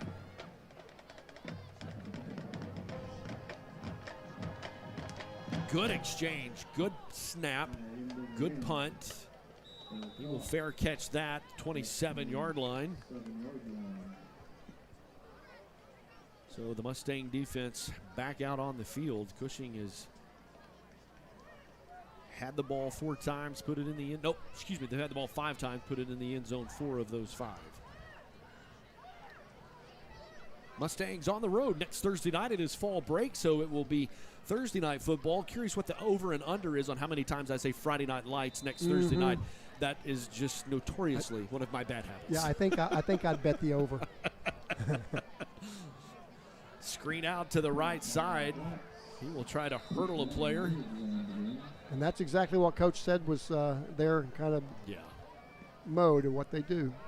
Got a flag down back here by the headline or the line judge there. He patted his head. Illegal man downfield. Is that what it is? I believe so. Haven't got a signal yet.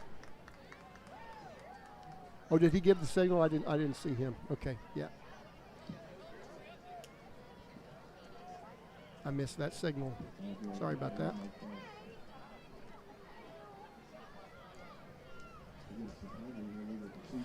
All right. Puts them behind the chains. First down, 15 coming up for the Cushing Tigers. Number 7 on a wheel with route. Some time. Now he's got a nice play. How about that? You know what, man? Yeah, kudos to your secondary. Kudos to your secondary. That's a coverage play right there. Yep. Number 7 was coming out of the backfield and on that wheel route, and Uriah had great position back there as the corner there. Really good play. Second down, 15.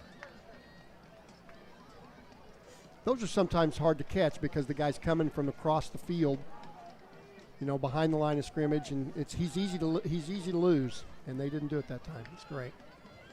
Pressure again coming, a screen out to the right side. Tackle. He's brought down by that Uriah. Good job. Man, he's playing with his hair on fire tonight. I guess no gain on the play. And they had their big boys out there in that one. Boy, that could have been big if he had missed that tackle. You know, it's funny.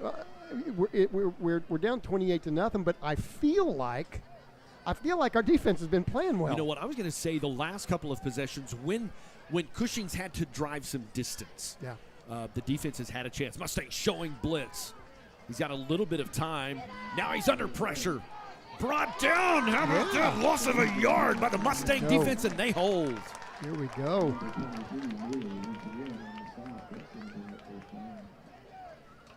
With 1:41 left to play, the Mustangs will get the ball back. Our defensive backs have been playing really, really well. They've not been getting beat. They've been keeping everything in front of them. They've been tackling well. Like I said, we're down 28, but still there's this sense that our defense maybe kind of a coming of age kind of thing. There's a lot of young kids in there playing, but they're playing really, really, really hard. Will punt that away. Aiden have an opportunity with some green grass in front of him. That front line will miss him. Come on, Aiden Gaines. Ooh. Oh, shoestring tackled, but he's across midfield. First down and 10 coming up for the Mustangs. Tackled by number 16, Jason Edwards for Cushing. Mustangs have an opportunity here with just a little bit of momentum. I mean, I know the scoreboard doesn't say that, but their defense got to stop. Just a little bit of momentum here. Yep. Coach has got to be proud of his kids. I mean, really, they come in, like you said, mash unit. We've got so many injuries, and we get playing so many young players, and they're just playing hard. And that just shows the time that he's putting into building their character, because it's real easy sometimes to just bail when you feel like you're overmatched, and yet they're playing hard. They're working hard in practice. Coach talked about, man, when you just sometimes get hammered, that can get between their ears. They're working hard. Carter Miller going to be met at the line of scrimmage, maybe a gain of a yard. No, he's wearing that big brace. He had that pretty serious knee injury, and then he hurt it, and so he's been really battling to get back. Look forward to getting him where he doesn't have to wear that big old brace, because he's a pretty quick kid, and that big old brace slows him down just a touch. Love to see the Mustangs play with some urgency here. You're on this side of the 50. They're just going to run it. He's been hammered again, no gain, maybe even a loss of a yard. Mustangs are going to take a timeout. I like it. Give yourself an opportunity. Take a breath. We'll take one as well. Real quick timeout. We'll be back with the last 28 seconds right after this.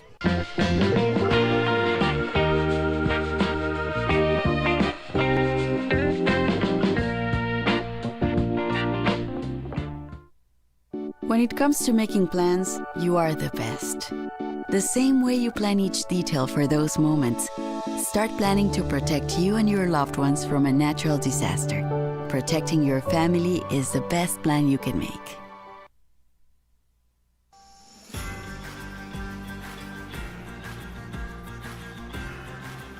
Man, Todd, you gave yourself a chance. And again, the deep ball, not necessarily real big for the Mustangs, but why not? Why not here? Why not now? 3rd down and 10. You've got a couple of speedster receivers. Yep. Maddox showed he can track a guy down playing in the secondary, and then Aiden Gaines got some speed to him as well. If your offensive line can just buy you a little bit of time, yep. Why not? You got 2 opportunities here. Yep, put it up there tall for them where they've got great ball skills. Okay, yep, so they're going to bring that bunch out. Get in the right position. Try to confuse the defense. Quick pass across the middle. That's my fault because I'm the one that calls it.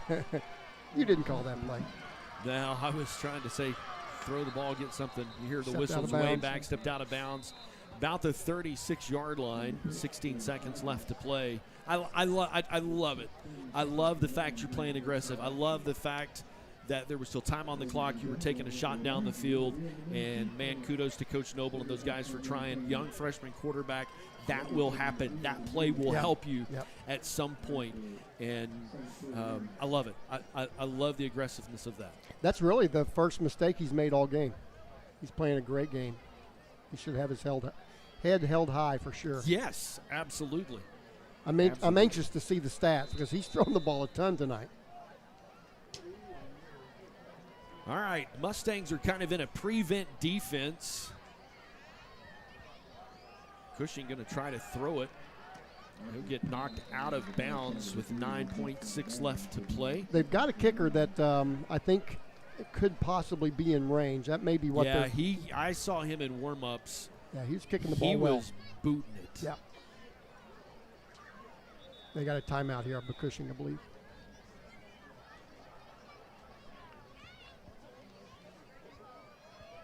You can see we've got some down on the sideline. You can hear a lot of little Mustang cheerleaders. Going to be doing a presentation here in just a little bit. They get so excited doing that. It's fun to watch them. We have 2 incredible varsity cheerleader coaches. My daughter cheered with both of them last year. They work really, really hard. Coach K, Coach T, appreciate both of those ladies and the work they put in. And then, of course, I think they've done a cheerleading camp, and so you're going to get to see kind of the fruits of that effort. My daughter, last year when she did that, she was with the littles. The little tinies, and most of them cried most of the time, just, where's my mom? Can I have a snack? Of course, she's used to her dad talking like that, so it's like there's nothing for her. She's like, quit acting like my dad. Yeah, quit whining. All right, 9.6 left to play. What's Cushing going to do? They may try to throw this one in, get it in the end zone.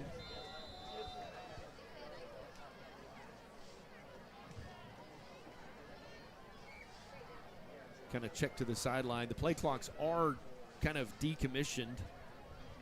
We've lost Lane. Lane is a dual-purpose role on home games. He runs the kind of the play clock. Oh. Well, he got a foot down. Got his foot down.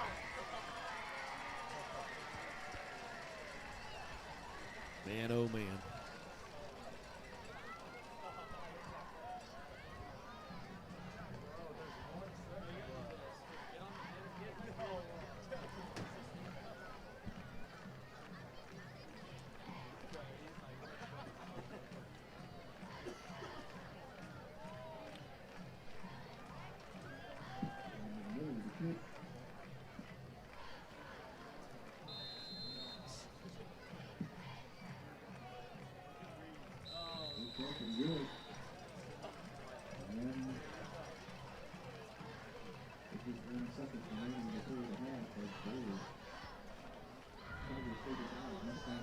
and the Mustangs find themselves in a deep, deep hole. Man, I mean, Todd, tonight there's been moments where a young team has played with real heart. And I'm going to be honest with you.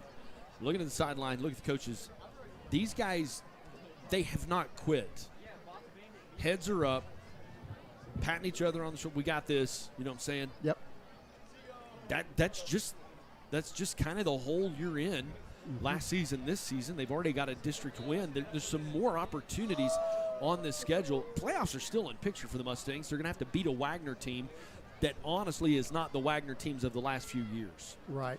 And these guys, I mean, I genuinely think Coach has them in the mindset, get better every play, get better every down. Let's get the game to slow down for you, get better every play.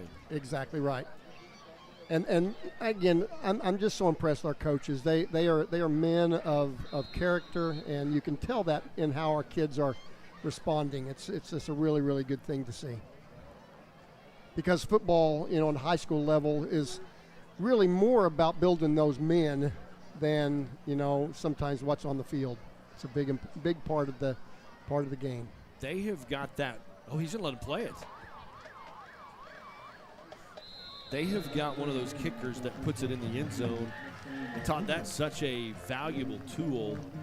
Just because when you have 11 guys streaking down the field and 10 guys streaking towards them and somebody with the ball, special teams can be a very vulnerable place. Yes. And, man, being able in high school to put that ball in the end zone is just absolutely an incredible tool. And sure is. They obviously have sure that. Is. The halftime clock says 20 minutes. It will probably be a little bit of an extended timeout because of some of the things that we have happening. Doing a presentation with our little Mustang cheerleaders you'll get to watch. Both, actually, I think just the Stallion Battalion's marching tonight. I don't know. Yeah. Okay, sorry, Cushing's band did not travel tonight. They will probably be competing tomorrow at a competition as well. So you can see taking the field, the little Mustangs getting ready for their cheer routine. The Mustangs at the half down 28-0.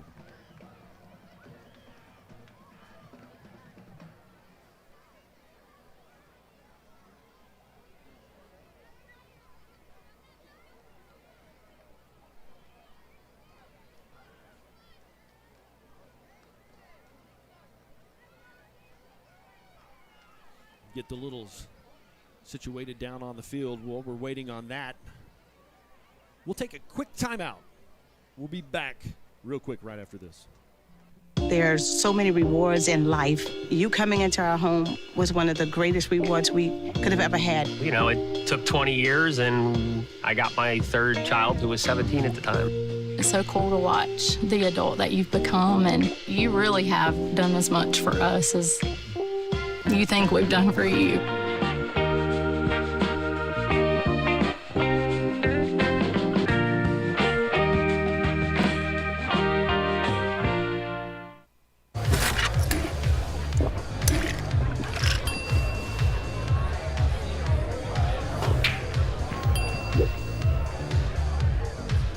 If you need to do something to feel okay to drive, you're not okay to drive. Don't drive buzzed.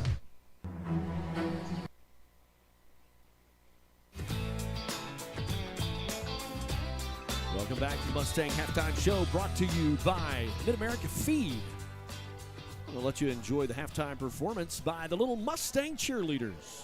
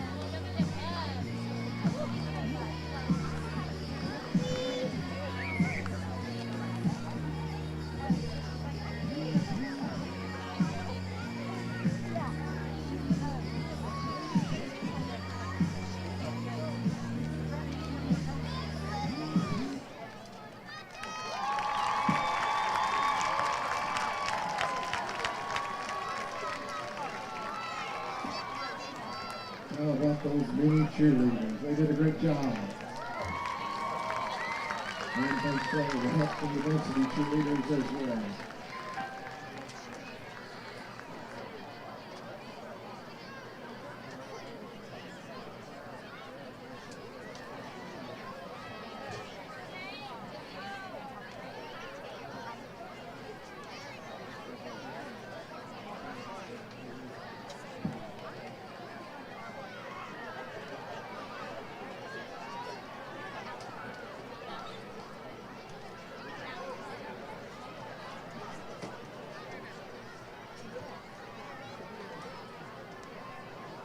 And now, ladies and gentlemen, join me in welcoming the Oologah-Stallion Battalion Marching Band under the direction of John Matthews.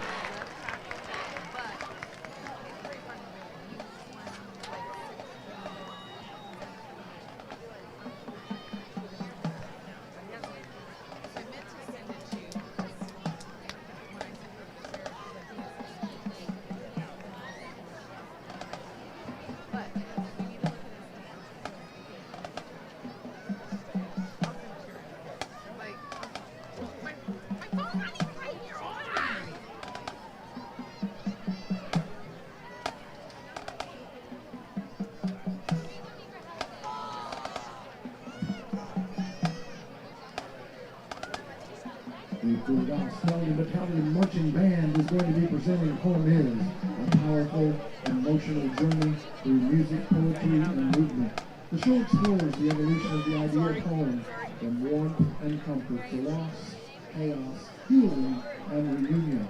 This version follows a musical arc that builds slowly, explodes with intensity, and returns in peaceful resolution, with poetic narration, evolving visual motifs, and impactful props. The production unifies the ensemble in a celebration of belonging. Musical selections include works by Bishop Sibelius, Copland, Beethoven, Dvorak, Motley Crue, and Chris Daughtry. Once again, our Stallion Battalion Marching Band, under the direction of John Matthews, Dave Smith, and Morgan Amon. Our drum majors are Eli McElroy and Satria Long. Kayla Wood is our guard director.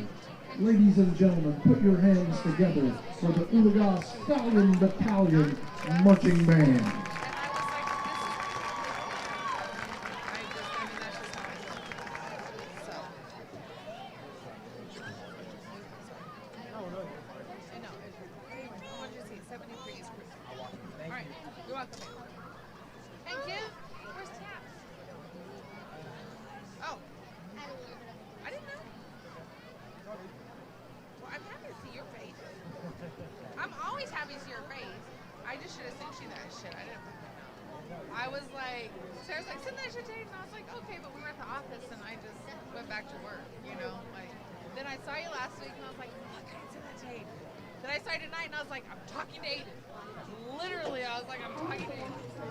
Home is where I'll be born. Home is what you make it. Home is my chosen family. Home is where I welcome. Home isn't a place, home is a feeling. Home is where my friends are. Home is comfort. Home is a safe place.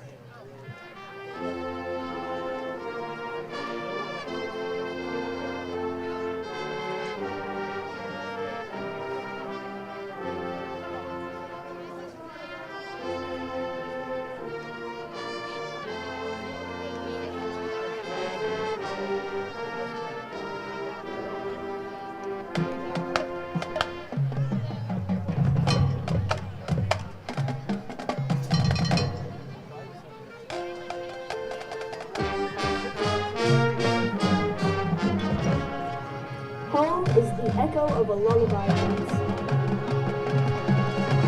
We don't remember the walls, only how they made us feel.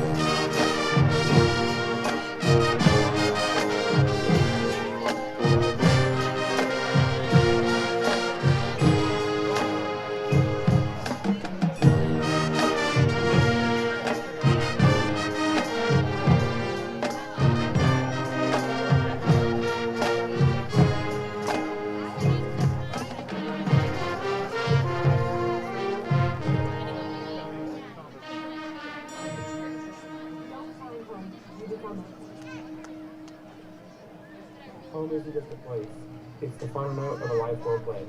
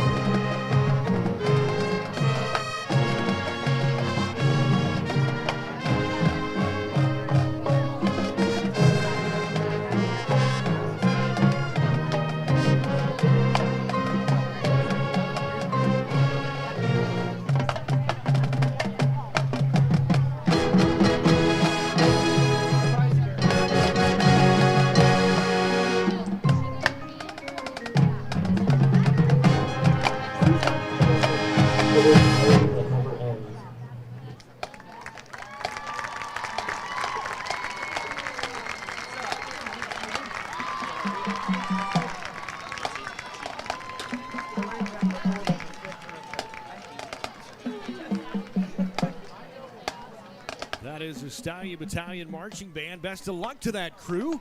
They head to OBA tomorrow, competing for their version of a state championship. And man, oh man, that band, I know you're watching on a stream through one solitary microphone, but that is one of the best sounding bands. I'm a band guy. Both my kids grew up in the band, but man, big thank you to John Matthews, Dave Smith, and then Morgan Amon. Walking onto the screen now. If they'll get out there. There they are. That is the Oologah Mustangs softball team.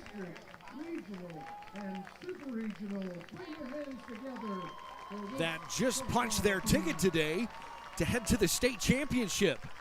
And that will take place next weekend.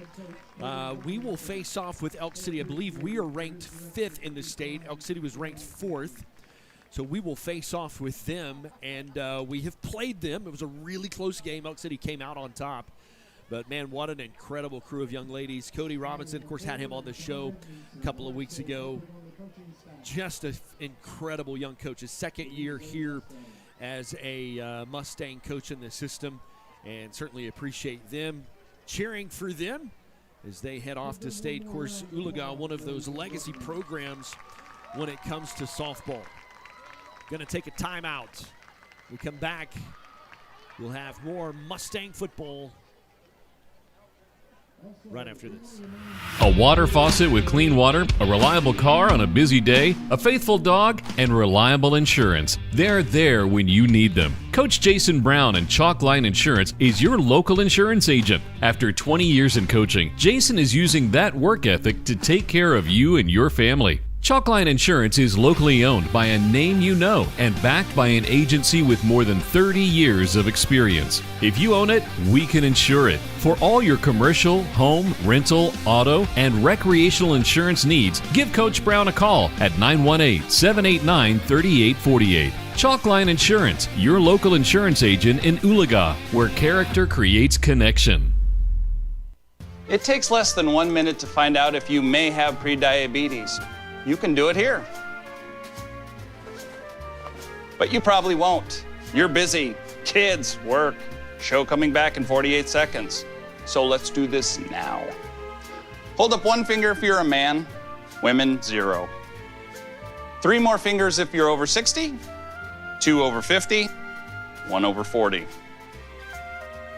you're not sure, keep in mind you're sitting on a couch right now, so 1 more finger if you're not very active. 1 finger if yes, 0 if no. 1 yes, 0 no. Next, find the body type that looks most like you and hold up that many fingers while I look around awkwardly. And that's it. If you're holding up 5 fingers or more, you probably have prediabetes. Sorry to be so blunt, but hey, you're busy. Just go to the site. Mid-America Feeds, located in the heart of Northeast Oklahoma, right off Highway 169 in Talala. They deliver the highest quality livestock feed and service. Mid-America Feed supplies over 30 feed dealers across Oklahoma, Kansas, and Missouri. And with bulk truck hauling up to 24 tons, they'll deliver straight to you. We offer full service options, including custom mix feed, dealer support, and more. All built to meet the needs of cattle and horse operations with unmatched quality and reliability. Stop by the store, where you'll find feed and supplies for animals of every size. Mid-America Farm and Ranch is your cattle, horse, and pet headquarters. Mid-America Feeds delivers excellence from the heart of Northeast Oklahoma straight to your pasture. Give them a call, 918-275-4292. Visit their website at midamericafarmranch.com, where quality meets the land. Mid-America Feeds, highest quality livestock feed and service. This is Mustang football. Kickoff to the second half is moments away. Brought to you by Burns Propane, Ballard Homes LLC, Raising Cane's Chicken, Chalkline Insurance, Oologah Family Medicine, Mid-American Feed, Jason, Dennis, and Associates. Now, it's time for the second half of Mustang Football. Mustang Football.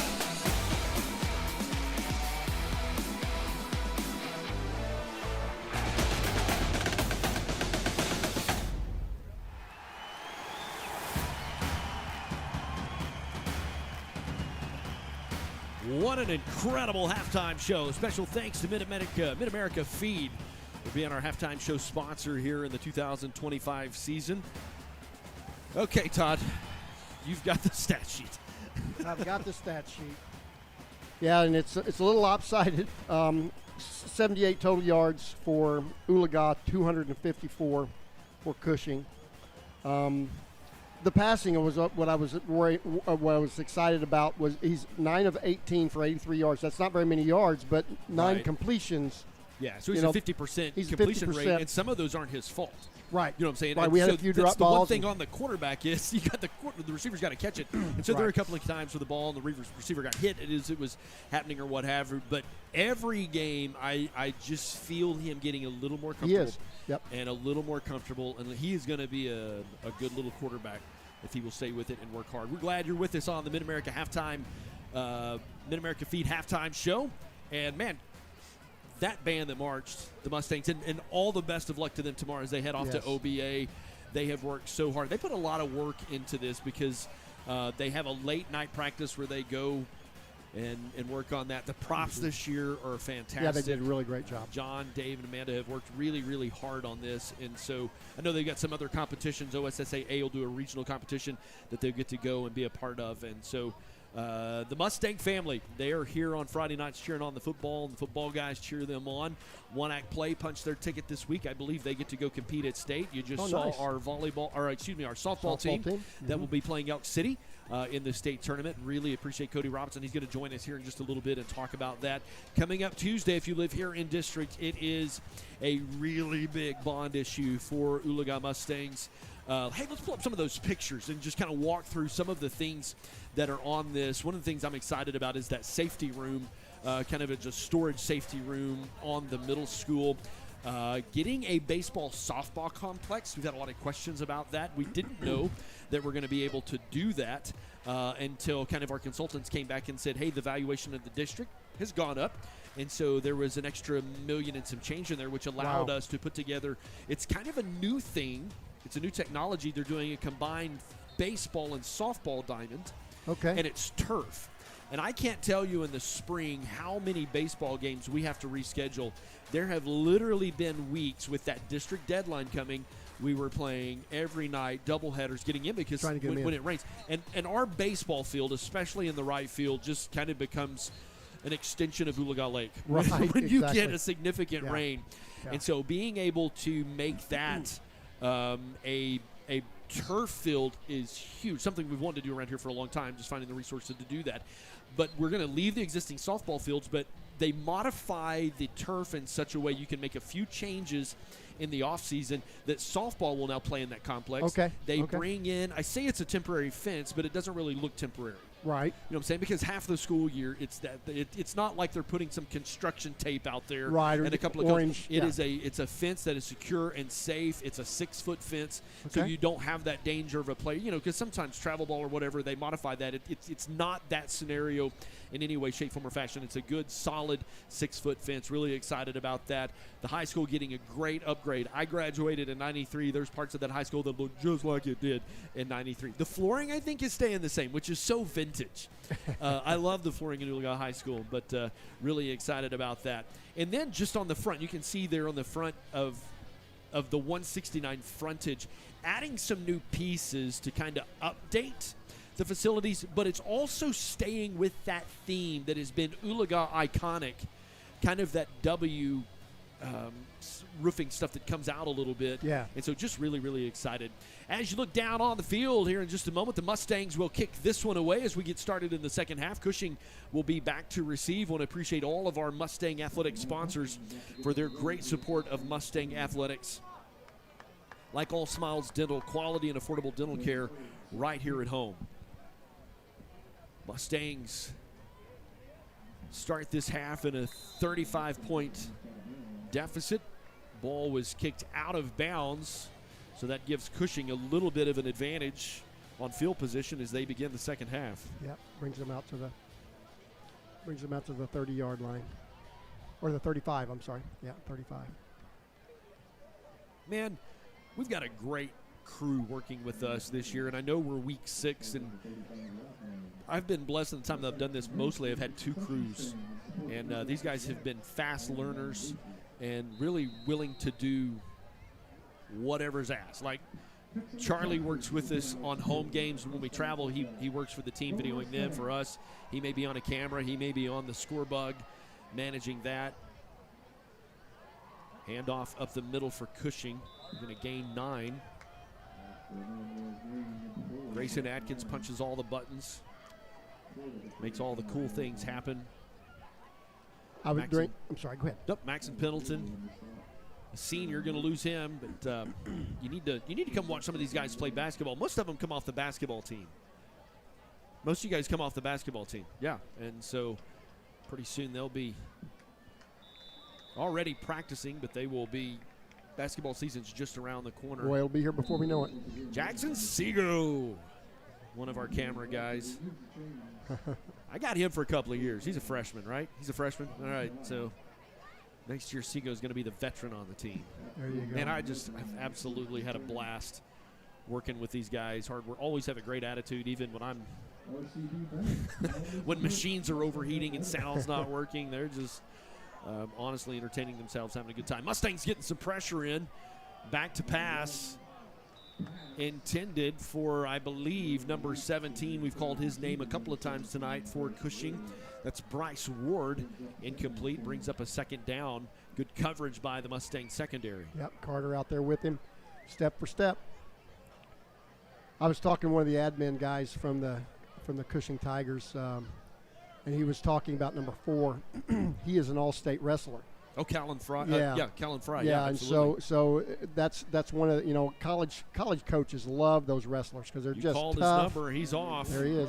To the races. Mustangs had a chance to trip him up. Maddox will bring him down, knock him out of bounds. About a 25-yard gain. First down and 10 coming up for Cushing. He's one of those runners who's not going to go out of bounds. You better be ready to hit him because he's not going to go out of bounds. He's going to go right at you. Yeah, wrestler types, and growing up an Oklahoma State football fan, and one of the things about former coach Mike Gundy, he absolutely loved wrestlers. Brock Martin, who wrestled here and went on to play at Oklahoma State, he was a wrestler. Mike just said those guys have a toughness about them, and you see that there.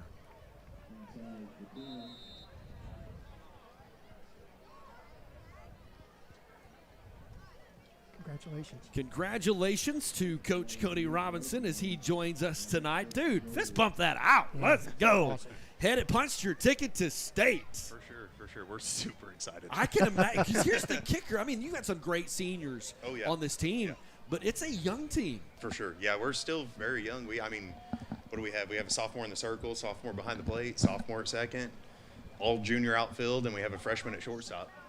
So we're in a really good spot. Yeah. Handoff up the middle. Mustangs will bring him down.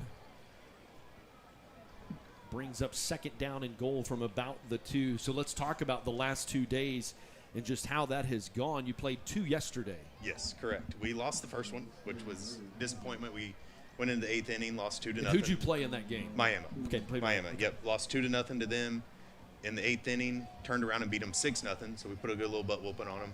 Really came back. So. We really turned it around there. They are going to show a touchdown on that as they go in. So the second game went your way. Second game, I've said it before, I think, on here a couple weeks ago. There's just no quit on our girls. They do not, they get punched in the face and they turn around and punch back. There's zero quit in them. And, for instance, today, it's, top of the first and Miami jumps up 3-0 on a 3-run bomb. So in the first, your first 2 runners got, was she third in the lineup or 4th? Lead off.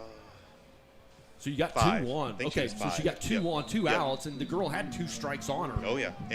And she ended up really just, we miss a spot, whatever, whatever happens, and she got a hold of it. I mean, you play a team 5 times in 1 year, they eventually kind of figure you out a little bit. Right.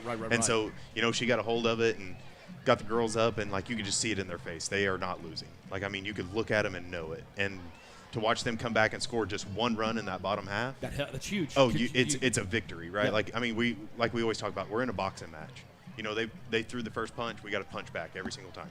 And we've done a really, really good job this year doing such things like that. And for us to scratch that one and then turn around and, I mean, just keep putting runs on the board just throughout the game. I mean, huge So congratulations to you, the District Coach of the Year. This is your second year as a Mustang. Yes, correct. Let's talk about these two. So you had the Pitcher of the Year. Yes. What a slinger. Yes, she's really good. And she's a freshman? Sophomore. So yep. She's a young pitcher. Got a lot of life in that arm still to go. Yep. She does a really, really good job for us. We get her for another 2 years after this. So, we're really looking forward to, like, the whole recruiting process and getting to see her do that. Absolutely. It's a super exciting thing. And then we got Gentry Birch, who, is a dog behind the plate. She is tougher than nails. And, like, it's just everything. So, in baseball and softball, and maybe I'm wrong, so I've got you, the expert, in the room. There was kind of a swing towards club ball, and colleges were looking a lot at that. Yes. That has come back to where colleges are showing up here. They're wanting to talk to high school coaches. Mm-hmm. And I think you're going to see a shift in that in the way college sports are going. What kind of kid is she to coach? Yes, for sure. You know what I'm saying? For sure. And so many of the travel ball teams, sometimes, especially at those elite levels, they'll pull girls from Oklahoma City, Lawton, Tulsa, and then we'll go travel to Arkansas, Mississippi, or whatever. Those college recruiters want to come talk to the guy that has a class. Yes, and that's the big difference. Like, right, competitive ball is great. I do think it's Sure, great for our and it's girls helpful. to play. It Absolutely. is super helpful because a college coach can go to one tournament and watch 50 games. It's crazy.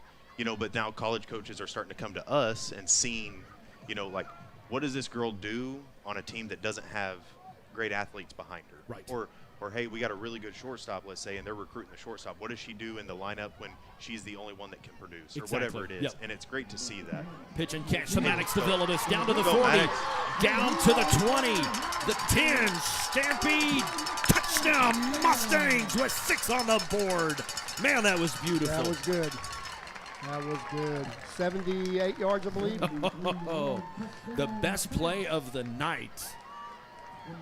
Perfect Man. pass. So Cody, you cannot leave. I guess I can't. No, I'm here to stay now.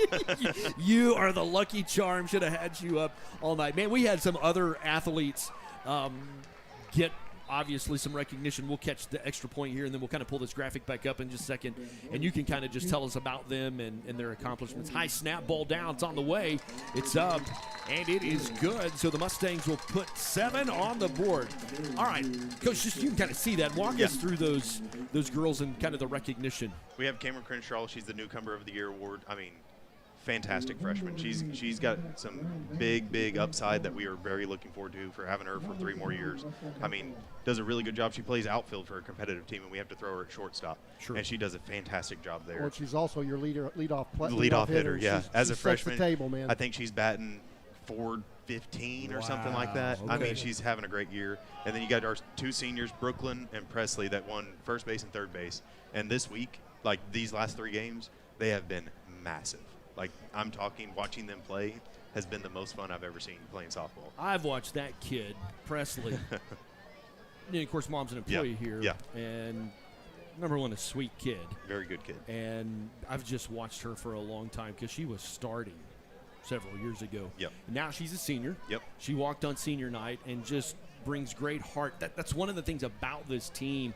There's no quit. And I really don't think there's a lot of locker room issues. No.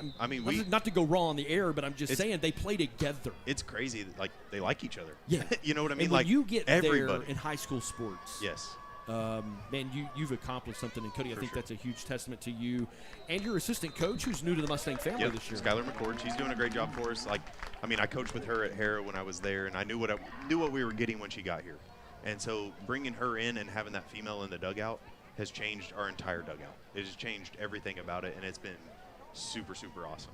And, like, when we go back to all these all-district awards, like, genuinely, yeah, we got 6 kids up there.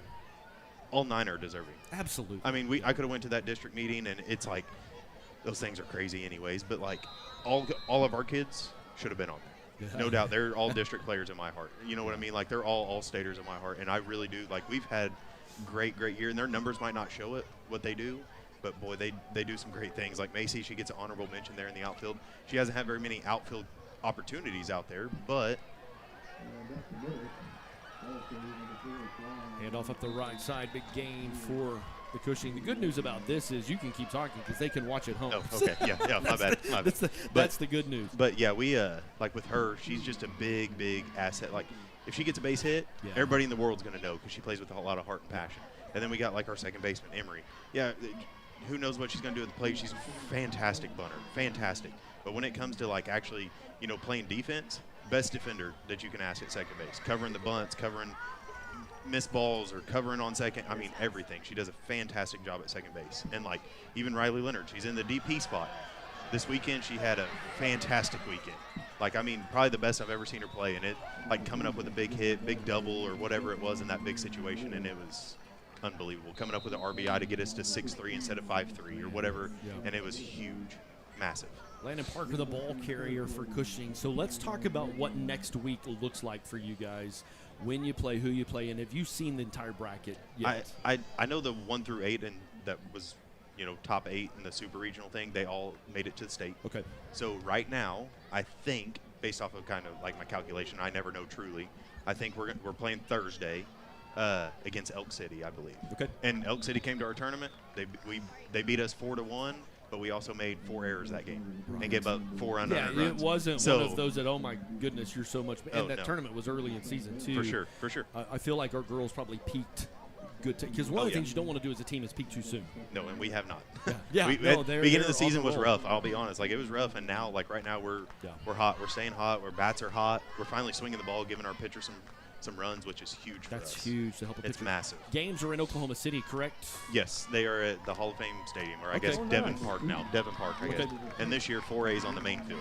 Like we get to play in the big stadium. Yep, where the World Series is at. So College World Series. So this is the one year that we make it and we get to play on the big field. So that's pretty cool. Man, that's fantastic. So you'll most likely pair up with Elk City. Yes. Who are some of the other folks from across the state that'll show up? So I think we are the only East school from East. Okay. So we have Lone Grove, Blanchard, Tuttle, Elk, us, and then I think it drops down to Tecumseh, Newcastle, and then Plainview. So we are the only team on this side of the state that made it to the state tournament, which is massive. Todd, are you seeing this? Yeah, we got them down to Mustang defense. They had a couple of gashes that got us big, but got them down close to that red zone, and now it is 4th down and 4 coming up for this Mustang defense. And they may be, because their kicker's got a leg. Yeah, they're going to try it. It's Landon Miller, the kicker. It's going to be about a 41, maybe 40. This is what yarder. we talk about, that bend don't break mentality of keeping them out of the end zone. Because I'm going to be honest with you, every time they've touched the ball tonight, they've been able to do what they wanted to. For the most part, we've had a couple of defensive stops. So, ball down, kick is on the way. It's long enough. Oh, it's good. And it was no good. Wide right. Okay. So when you called, like, watching because you get to broadcast 4A sports, and then I talk with other high school guys from across Northeast Oklahoma. Good Lord, Newcastle and Tuttle and Elk City. Their names are just always there. Yes. There's that one exit down there that you go to Tuttle, Blanchard, and Newcastle, and it's just like all 3 of those are always mentioned in the state tournament, whether it's football, basketball, baseball, doesn't matter. So everything. Here's my theory on this. Because Oologah is, and I talk about this most every football game, but Oologah is surrounded by Collinsville, Claremore, Owasso, Claremore, Sequoia, Rejoice. You go down to Elk City. You go up to Elk City. Quick screen out to the right side. I believe that's Mr. Miller. And that's going to be counted as a run play because that was a backward pass. Correction. That was Uriah Hooks, I believe, on the catch. I'm sorry. You're right. I'm sorry. You go to Elk City, like they're the bigger school in that region that's going to kind of be attractional to draw. Because obviously the bigger the school, the more looks you're going to get. 100%. 100%. Not that a kid from a small A, 2A, 3A school won't be seen because you take care of your business and you be successful as an athlete. They'll find you. But, like, for example, out in, you take Tuttle, you take Elk City, you take those type programs, you got to pass. Going to try for it again.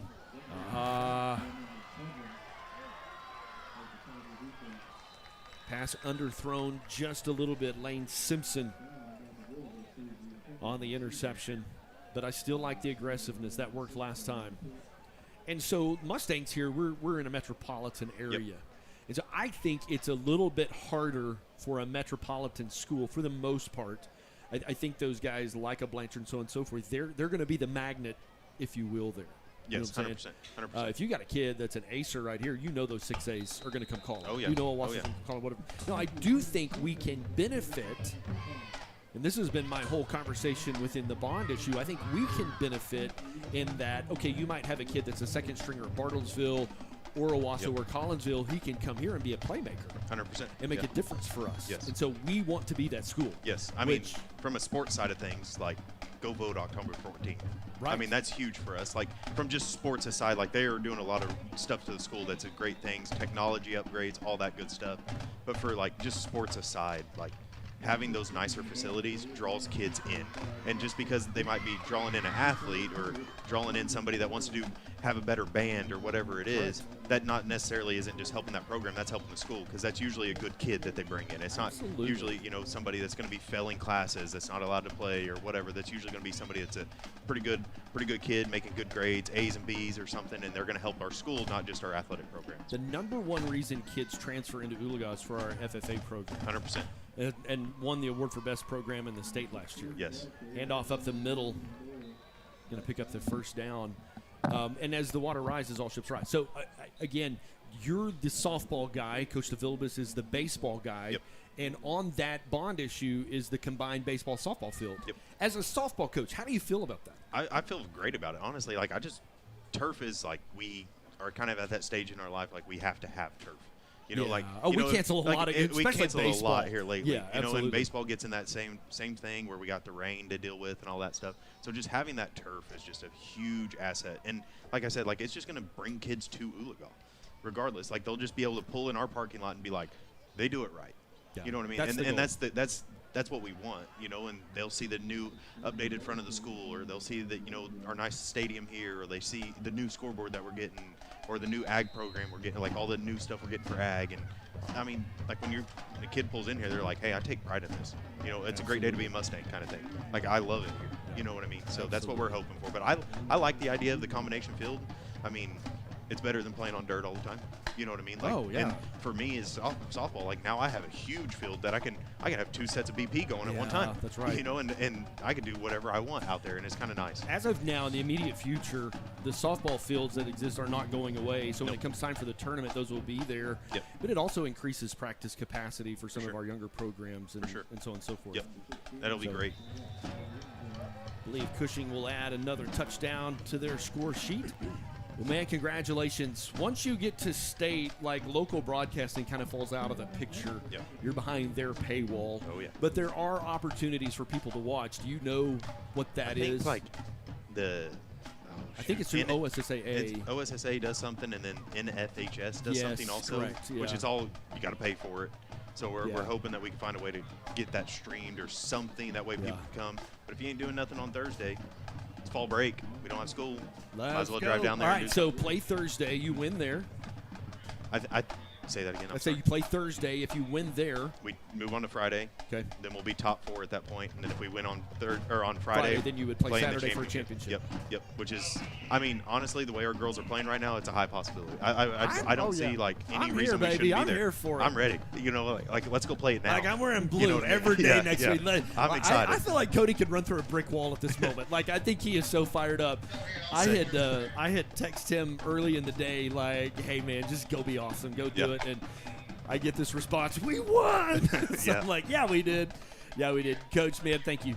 Number one, thanks for an incredible season. Thanks for the investment that you make in our student athletes and just the character that you do it with and the care that you do it with. Yep. And I love you and your wife. Yeah, we love being here. Let me tell you, it's been a great change of pace for us. I am giving you about 4 cats because I love you so much. Yeah, I don't want cats. Yeah, I wouldn't. I already have 2 dogs and a baby on the way. I don't need any cats. That's just more responsibility. I barely can take care of myself. Well, man, next Thursday night when we're on the air at Catoosa, I hope that we are talking about a Mustang softball victory. And it's one and done, correct? Yes, for sure. At yes, softball? it's now win or go home. Win or go home. I mean, and here's the good thing is, like, this might sound bad a little bit, but, like, yesterday we played and we were in a win or go home situation. Our girls, held them to a shutout and won 6-0. Today we're in a win or go home situation again, down 3-0, and we come back and beat them 6-3. Like, our girls, like I'm telling you, it's fun to watch them. I mean, they yell, they scream, we always compare, like, hey, us, like I say, play like OU does. Like, play with all that heart and passion. Don't be afraid to celebrate the little things. Like, I'm the goober that's over there yelling and screaming too. Like, I'm jumping up and down. I mean, heck, it's fun. Like, why not enjoy it? Right. Uriah Hooks on the return. Coach, best of luck to you, man. We're going to be talking about a victory next Thursday night. All right, sounds good. Thanks for dropping by. Mustang offense with 1:52 left to play here in the third quarter have an opportunity to come out and really just make some progress. I think you'll see some younger Mustangs step in. Aiden Gaines actually in the quarterback situation. Here's some whistles out on the field. So there is a timeout. Cushing. We'll take a timeout as well. Be right back right after this. What does family look like? It's time spent and memories made. It's loving someone through their ups and downs. To us, it looks a whole lot like you. Armstrong Bank. Strength runs in our family.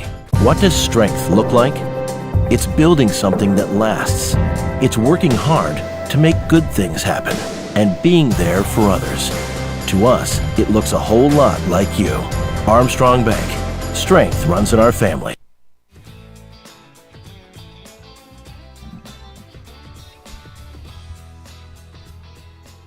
.42 left to play in the third period, coming out of a timeout.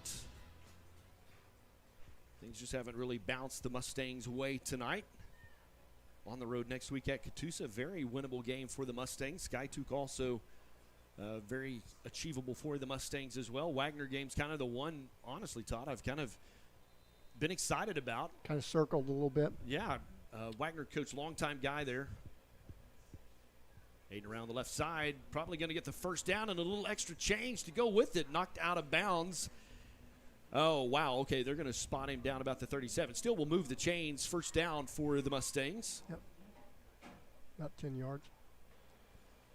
Coming up next week is fall break, which makes somewhat of a short week for the Mustangs, which teachers and administrators always enjoy.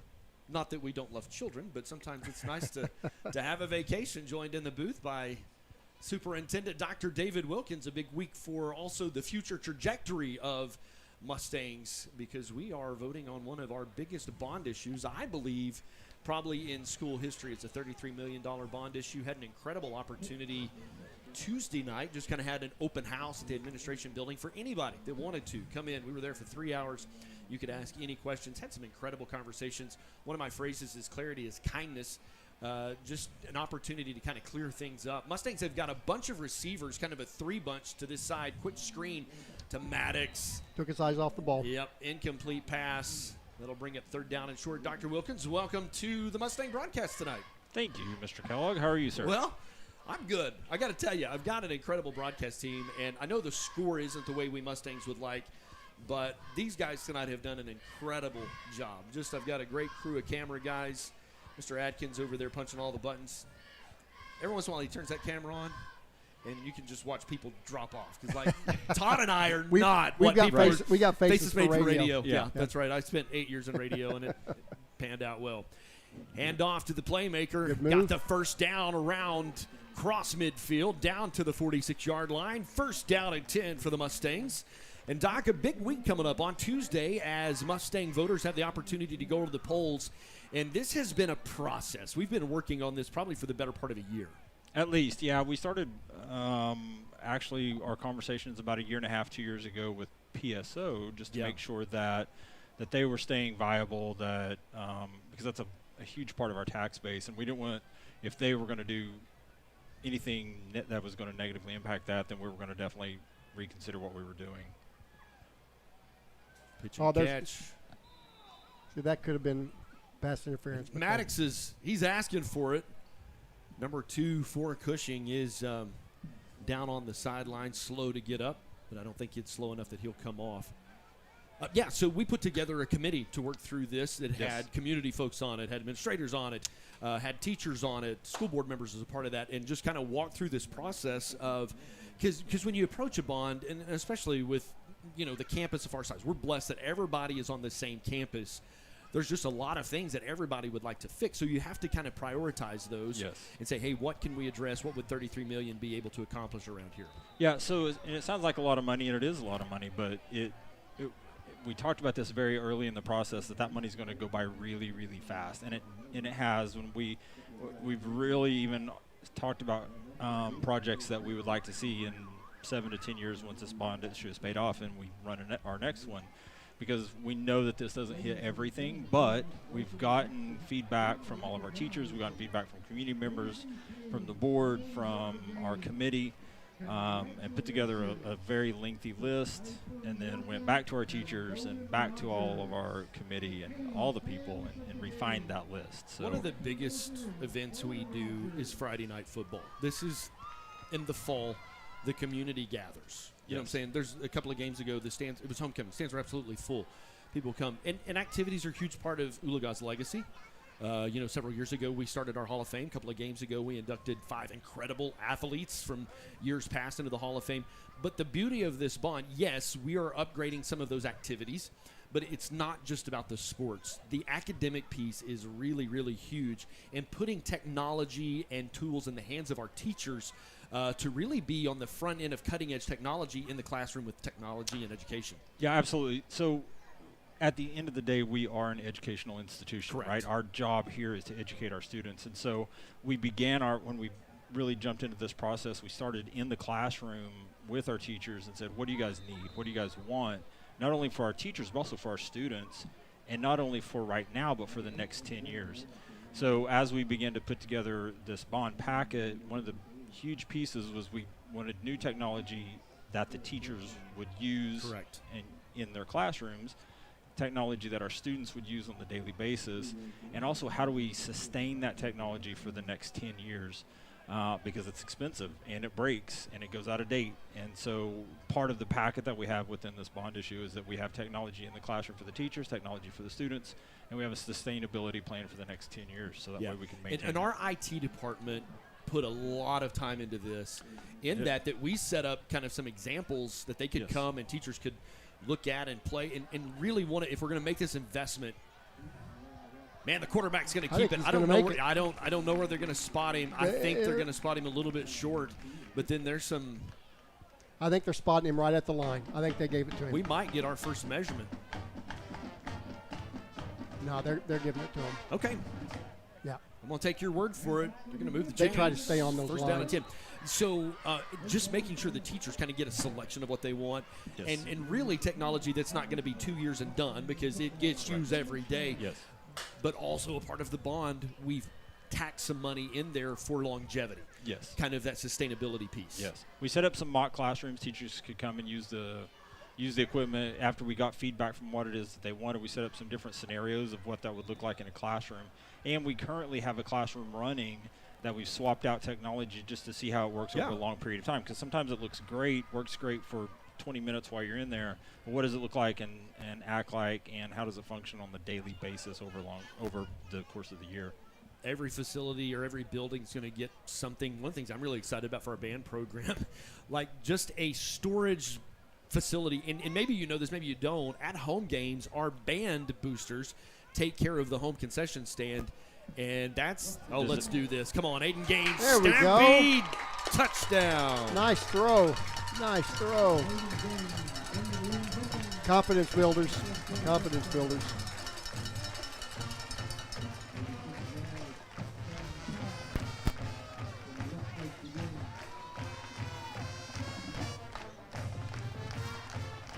I'll take it. A couple of big plays tonight for the Mustangs have got us on the scoreboard. Got Ben Hogan there kicking. Okay, Ben is back. He's been injured for first half of the season. Ball down, kick is on the way. It's up, and it is good. The Mustangs will add one. He'll be doing the kickoff as well. He did that the last time. Okay. That concession stand storage facility that is on the east side of the football stadium. Yes. Kind of a neat piece for them, just because they kind of have to figure their storage out. And a lot of times they're rolling all the way from over by the band room, and gives them a brand new, I won't say state-of-the-art, but a new, clean concession stand that'll service the visiting side of the stands. Yep, and it'll have a place they can back their trailer right in there, load all their stuff up, take off. It'll be great. And then the doors on this side, of course, they can just roll it right out to the field, too. FFA getting a really just kind of a upgrade in the shop. Yep.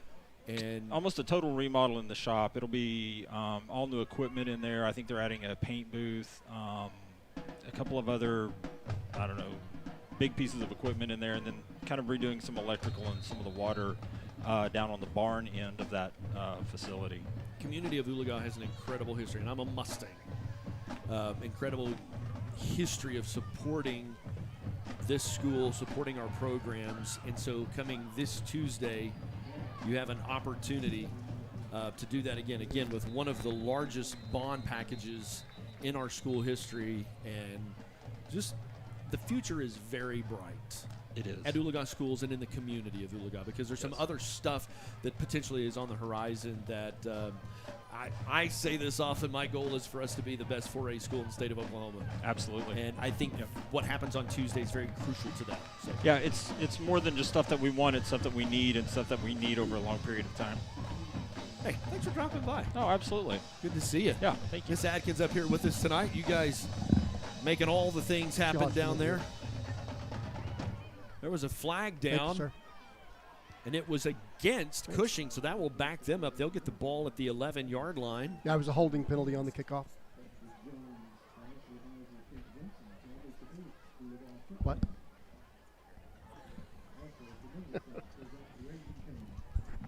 Joined now by our assistant superintendent, because he made you. Yes, that's true. That's true. So what did he say that was wrong? Let's start there. No, I'm just kidding. No, all right things, all good things. Handoff up the right side for Cushing. You can tell this defense has been on the field a lot tonight and kind of fatigued. Kendra, you really kind of come up through the elementary ranks and have been an elementary principal. And this is not just about high school activities and athletics and stuff. This is really some crucial educational pieces. Because I'm going to be honest with you, my exposure through public education, COVID just did a thing to us. And we're still trying to play catch up because those kids that were in those early grades of kindergarten, first, second, third grade during COVID, it was really hard on them. And the technology that we're bringing to this really just gives our teachers an advantage, setting our classrooms at state of the art to educate those younger kids. That's it. We started in the classroom. We went with teachers very first and said, what do you need? What can we get for you to give your kids the best educational experience they can get in your classroom? That was all teachers, elementary, secondary, activities, every subject, and they had a lot of really good ideas, a lot of building on the really good things we already have going on, which is incredible, and that was a priority from the beginning. Scott Doss, new principal down at the lower elementary, doing a phenomenal job. Just a fun building. I love to kind of take a tour and walk through, and really doing some neat stuff over there out of the bond issue, as well as with Ms. Hillary over at the upper. And again, this is one of those things that everybody's getting something out of it. Yes, everybody, pretty much every program we have will benefit from this. And what's amazing is we have so many kids involved in so many different things. One student might see a benefit in 4 or 5 different areas of their day at school, which is incredible, in their classroom and their technology and their sports team and their activity. Great opportunities for our kids. The safety room, and I've already touched on this a little bit, but they were adding to the middle school. Yeah. That became a priority really, really fast. Yes. Just because we only have 2 on campus, and of course Oologah, with the tornado in the late 80s, early 90s, I mean, we're sitting right here on the fruited plains of Oklahoma, adding that piece because the middle school kind of felt like our most vulnerable. Yes. Just they were the furthest away. They either had to go across the street, out in the rain, out in a storm, Yes. or they were crammed in with all of high school, all of upper elementary. And really, that's one of my favorite components of this whole block. Me too. I have had the experience of trying to put 3 buildings worth of children in one storm shelter, and it is at the very, very bad. They're safe. Don't get me wrong. There ain't They're enough safe. HVAC to get that job done. No, and not only that, you can't get any cell phone signal. It's just, it really is organized chaos. They're safe, and that's the most important thing. But for our middle school students to have their own safe room where they don't have to leave their building, they don't have to go outside for anything. They can just walk down the hall into their own room. That's the best for them. Mustang defense putting out a fight. It's 4th down and 5, but anticipate, Todd, that Cushing is going to punt. And Mustang special teams have had streak, like maybe just a shoestring tackle away from making something big happen. Aiden's been a step away a couple different times. Okay, so I want to ask a personal question. Grayson Adkins, who's your oldest, is our director, makes the claim that his little sister is the favorite Adkins child. Well, you know, head coach Sam Noble also makes the claim that his sister was the favorite child, and he was also wrong. Well, there was a video floating around that he's claiming abuse. Yeah, he claims a lot of things. Trust me. He claims a lot of things. This Tuesday, want to give you an opportunity to go and support the Mustangs and just the future of Mustang education. Time out on the field. We're going to take it as well. Kendra, thanks for dropping by. Of course, we'll be back with more right after this. RCB Bank is community. RCB Bank is friendly customer service. RCB Bank is trusted. RCB Bank is here to help. RCB Bank is yesterday, today, and tomorrow. RCB Bank is everywhere you need us to be. We are RCB Bank. Open an account online today to see why our customers always say, RCB Bank, that's my bank. Family. It's bigger than bloodlines, stronger than DNA. It's the circle we draw around the people that matter, the people we care about and care for, the folks who inspire us, guide.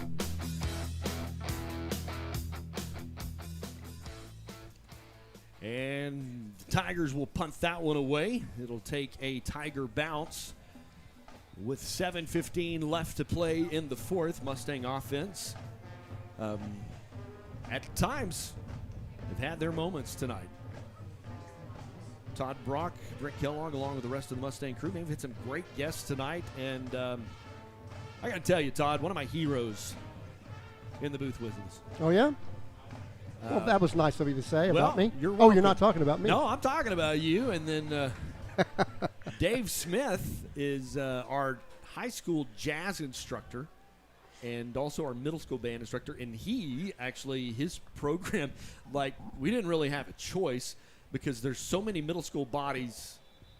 Tripped and fell. You know, with the humidity coming up, that field's just going to be getting a little bit slick. You can even see it down on the track. And so Xander Sparks. Yep, Xander Sparks. Dave Smith. And Dave, right now, your band room pretty full over in the middle school. Absolutely, Brent. Yes. It's pretty, which number one is success. I mean, you have won your 3rd state championship, run a runner up in that 4-year run as well. Your 8th state championship overall in your career. Yes. So when I say hero, we're literally sitting here with legends. Absolutely. I don't know if you've ever played him the guitar, but he makes you and I look like we're taking beginner lessons. I haven't seen him play. Yeah, if you come to a basketball game, he'll sometimes get out the old guitar and play a little Eric Clapton Tore Down. It's fantastic. Mustang's going to run the ball, pick up 5, puts us back at 3rd down and 10. And I know the band program going to benefit significantly out of this, probably with the biggest chunk in the middle school, just with the expansion of that room, which is huge. Absolutely. Yeah, we with all the equipment that we have and, all the students, all the bodies in there, it really gets packed at times. And it's difficult for me to, come around to the back and work with a certain, group of kids that are in the back. It's really hard to motivate in a room that small. Yep. The high school also will get a new trailer out of the deal, which is going to be kind of a state-of-the-art pass incomplete across the middle, intended for number 3 Contreras. But we're getting storage, getting the trailer. And obviously, there'll be some other equipment that comes out of that. But this is not just an athletic. This really is trying to touch all of our activities, and the band, great beneficiary, if you will, of the bond. So. Absolutely. And as I look over all the bond issue projects that are on there, I think there's things that benefit every single group on the campus. Yeah. That was our heart. And with $33 million, you got some money to do that. Obviously, there's some big projects we'd love to do that's going to get addressed later. But I love the fact that most every project, every building is going to get something out of the way. Let's talk about tomorrow. Where are you guys headed? We're headed to Edmond Santa Fe, and we are playing in the Oklahoma Bandmasters state marching competition. So this is kind of where that state championship, because there are state champion marching bands, right? Yeah, absolutely. And that's kind of where that competition goes. And you guys compete for a 4A, 5A? It's just 4A. It's just now, 4A. So. Okay, it used to be a combined deal, but now it's just you're competing with 4A schools. Yes. And what time do you guys march tomorrow? I believe we march at 2:00. Okay. Talk about this show, because, man, it's really cool. It's fun. Love the house, just the neat elements. Your kids have been working really hard on this. We have an outstanding group of kids. They rehearse real well. And, Mr. Matthews came up with the concept of home, and it's really cool. We got to work in a couple of Motley Crue tunes, which you always got to love that. Absolutely. A guitar player in here. Yeah, yeah. That's what I was listening to when I was, these kids' age, and it's just, it kind of brings back memories every time they play. Have you guys been to OSSAA yet? No. Because they do like a regional. Sometimes we even host it here. Right. But, we do host regionals after fall break. Okay. So that will be done. So you've still, like tomorrow's not it. There's some other competition stuff still to go. Yep. And we'll go to the Neowalla Festival in Independence, Kansas, which is always a super fun one for the kids to go to. It'll be great. Jazz, once marching's over, and we're 4 weeks away from kind of marching wrapping itself up, but returning back-to-back state champions. Got a great band coming hot this year. Well, they're doing a really good job, and they got selected based on their performance last year at state to play in the Oklahoma Jazz Educators Fall Workshop coming up the first Monday and Tuesday in November. So we're going to go down to NSU and play a concert for all the jazz directors in the area. One of the things we did last year, and this is my bad, but it was so hard. May is so busy. You guys had just won that state title. You went to the Capitol, had the opportunity to play in the beautiful State Capitol Rotunda, which imagine the sound was phenomenal. Just filled the Capitol. It was big. On the way home, we stopped by our facility, and we were able to record a couple of tunes. And some of those you can find those on the Oologah High School channel. I've still got 3 I think I'm still working on. Football's a thing. Right. But that was last year's state championship band. That's something that because when I was here in the 80s and they won that state championship, I believe in 88, they went to a recording studio and recorded it. And I thought, man, that was really, really cool. And just for these kids to have that forever piece of that state championship, that was, number one, a lot of fun. So more of that's coming. We'll release the rest of those as we kind of get to them. But it was great. Thanks for having us, and thanks for doing that for us. It was a really good time. The kids played well, and it's a good mix. It sounds really good. So thank you for we got doing a fumble. all that work. They haven't heard a whistle or a flag down, so the Mustangs will have an opportunity to go the other way. Your first kind of jazz competition really is kind of that. Am I right? Is it Vertigus like right before Christmas, or do you guys do anything before that? No, it is right before Christmas. Yeah. It's the 17th this year of December. Yeah, always kind of a fun.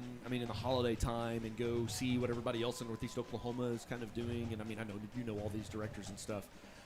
So I'm really excited to watch this jazz ensemble. I'm sad because I've had a Kellogg in the jazz band for 9 years because Landon, as an 8th grader, played the drums for the high school jazz ensemble. Ah, yes. So there was a Kellogg playing drums for quite some time. A decade. Yeah. And so we're so glad you're part of the Mustang family.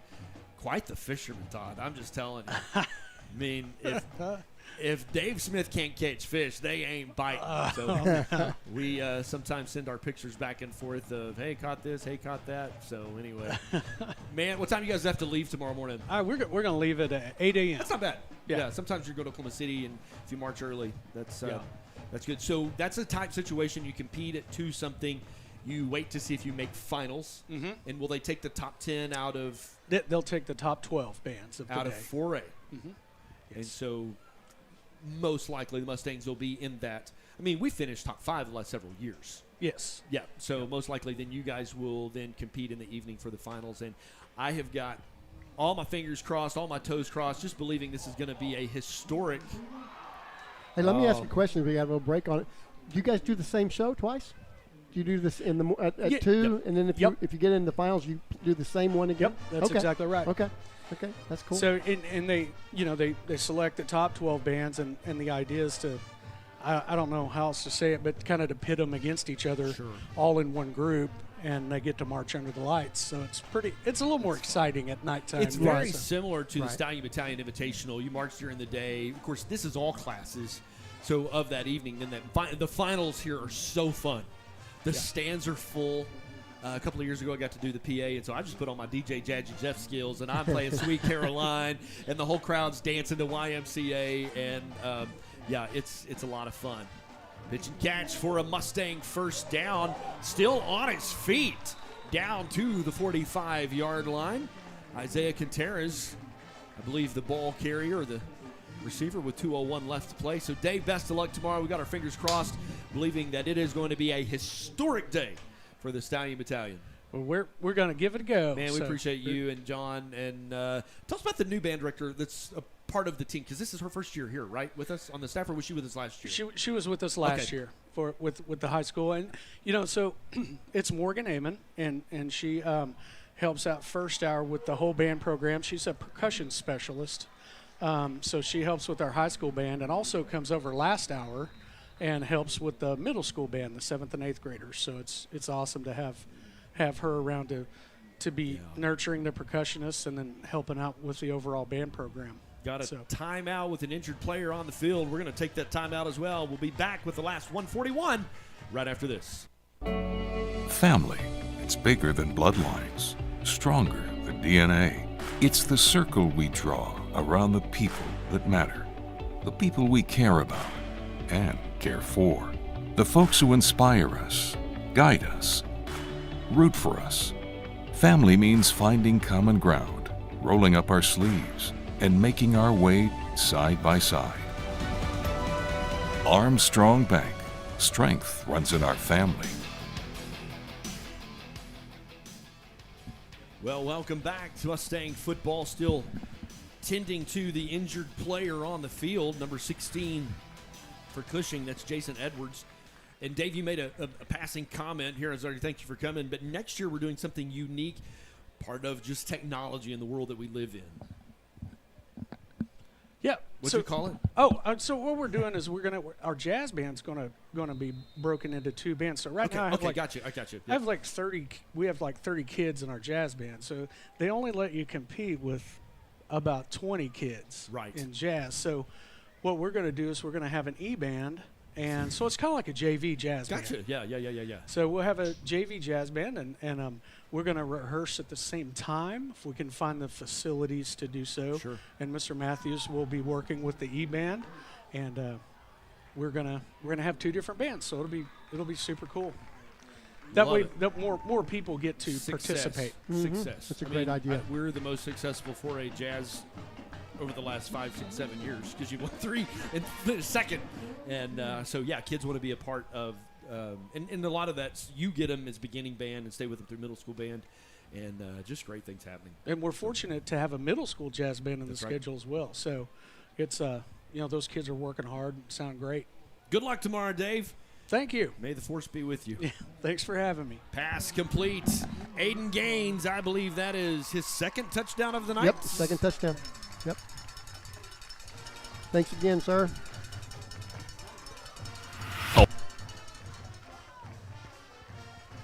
Apparently, it thinks it's halftime. The halftime show.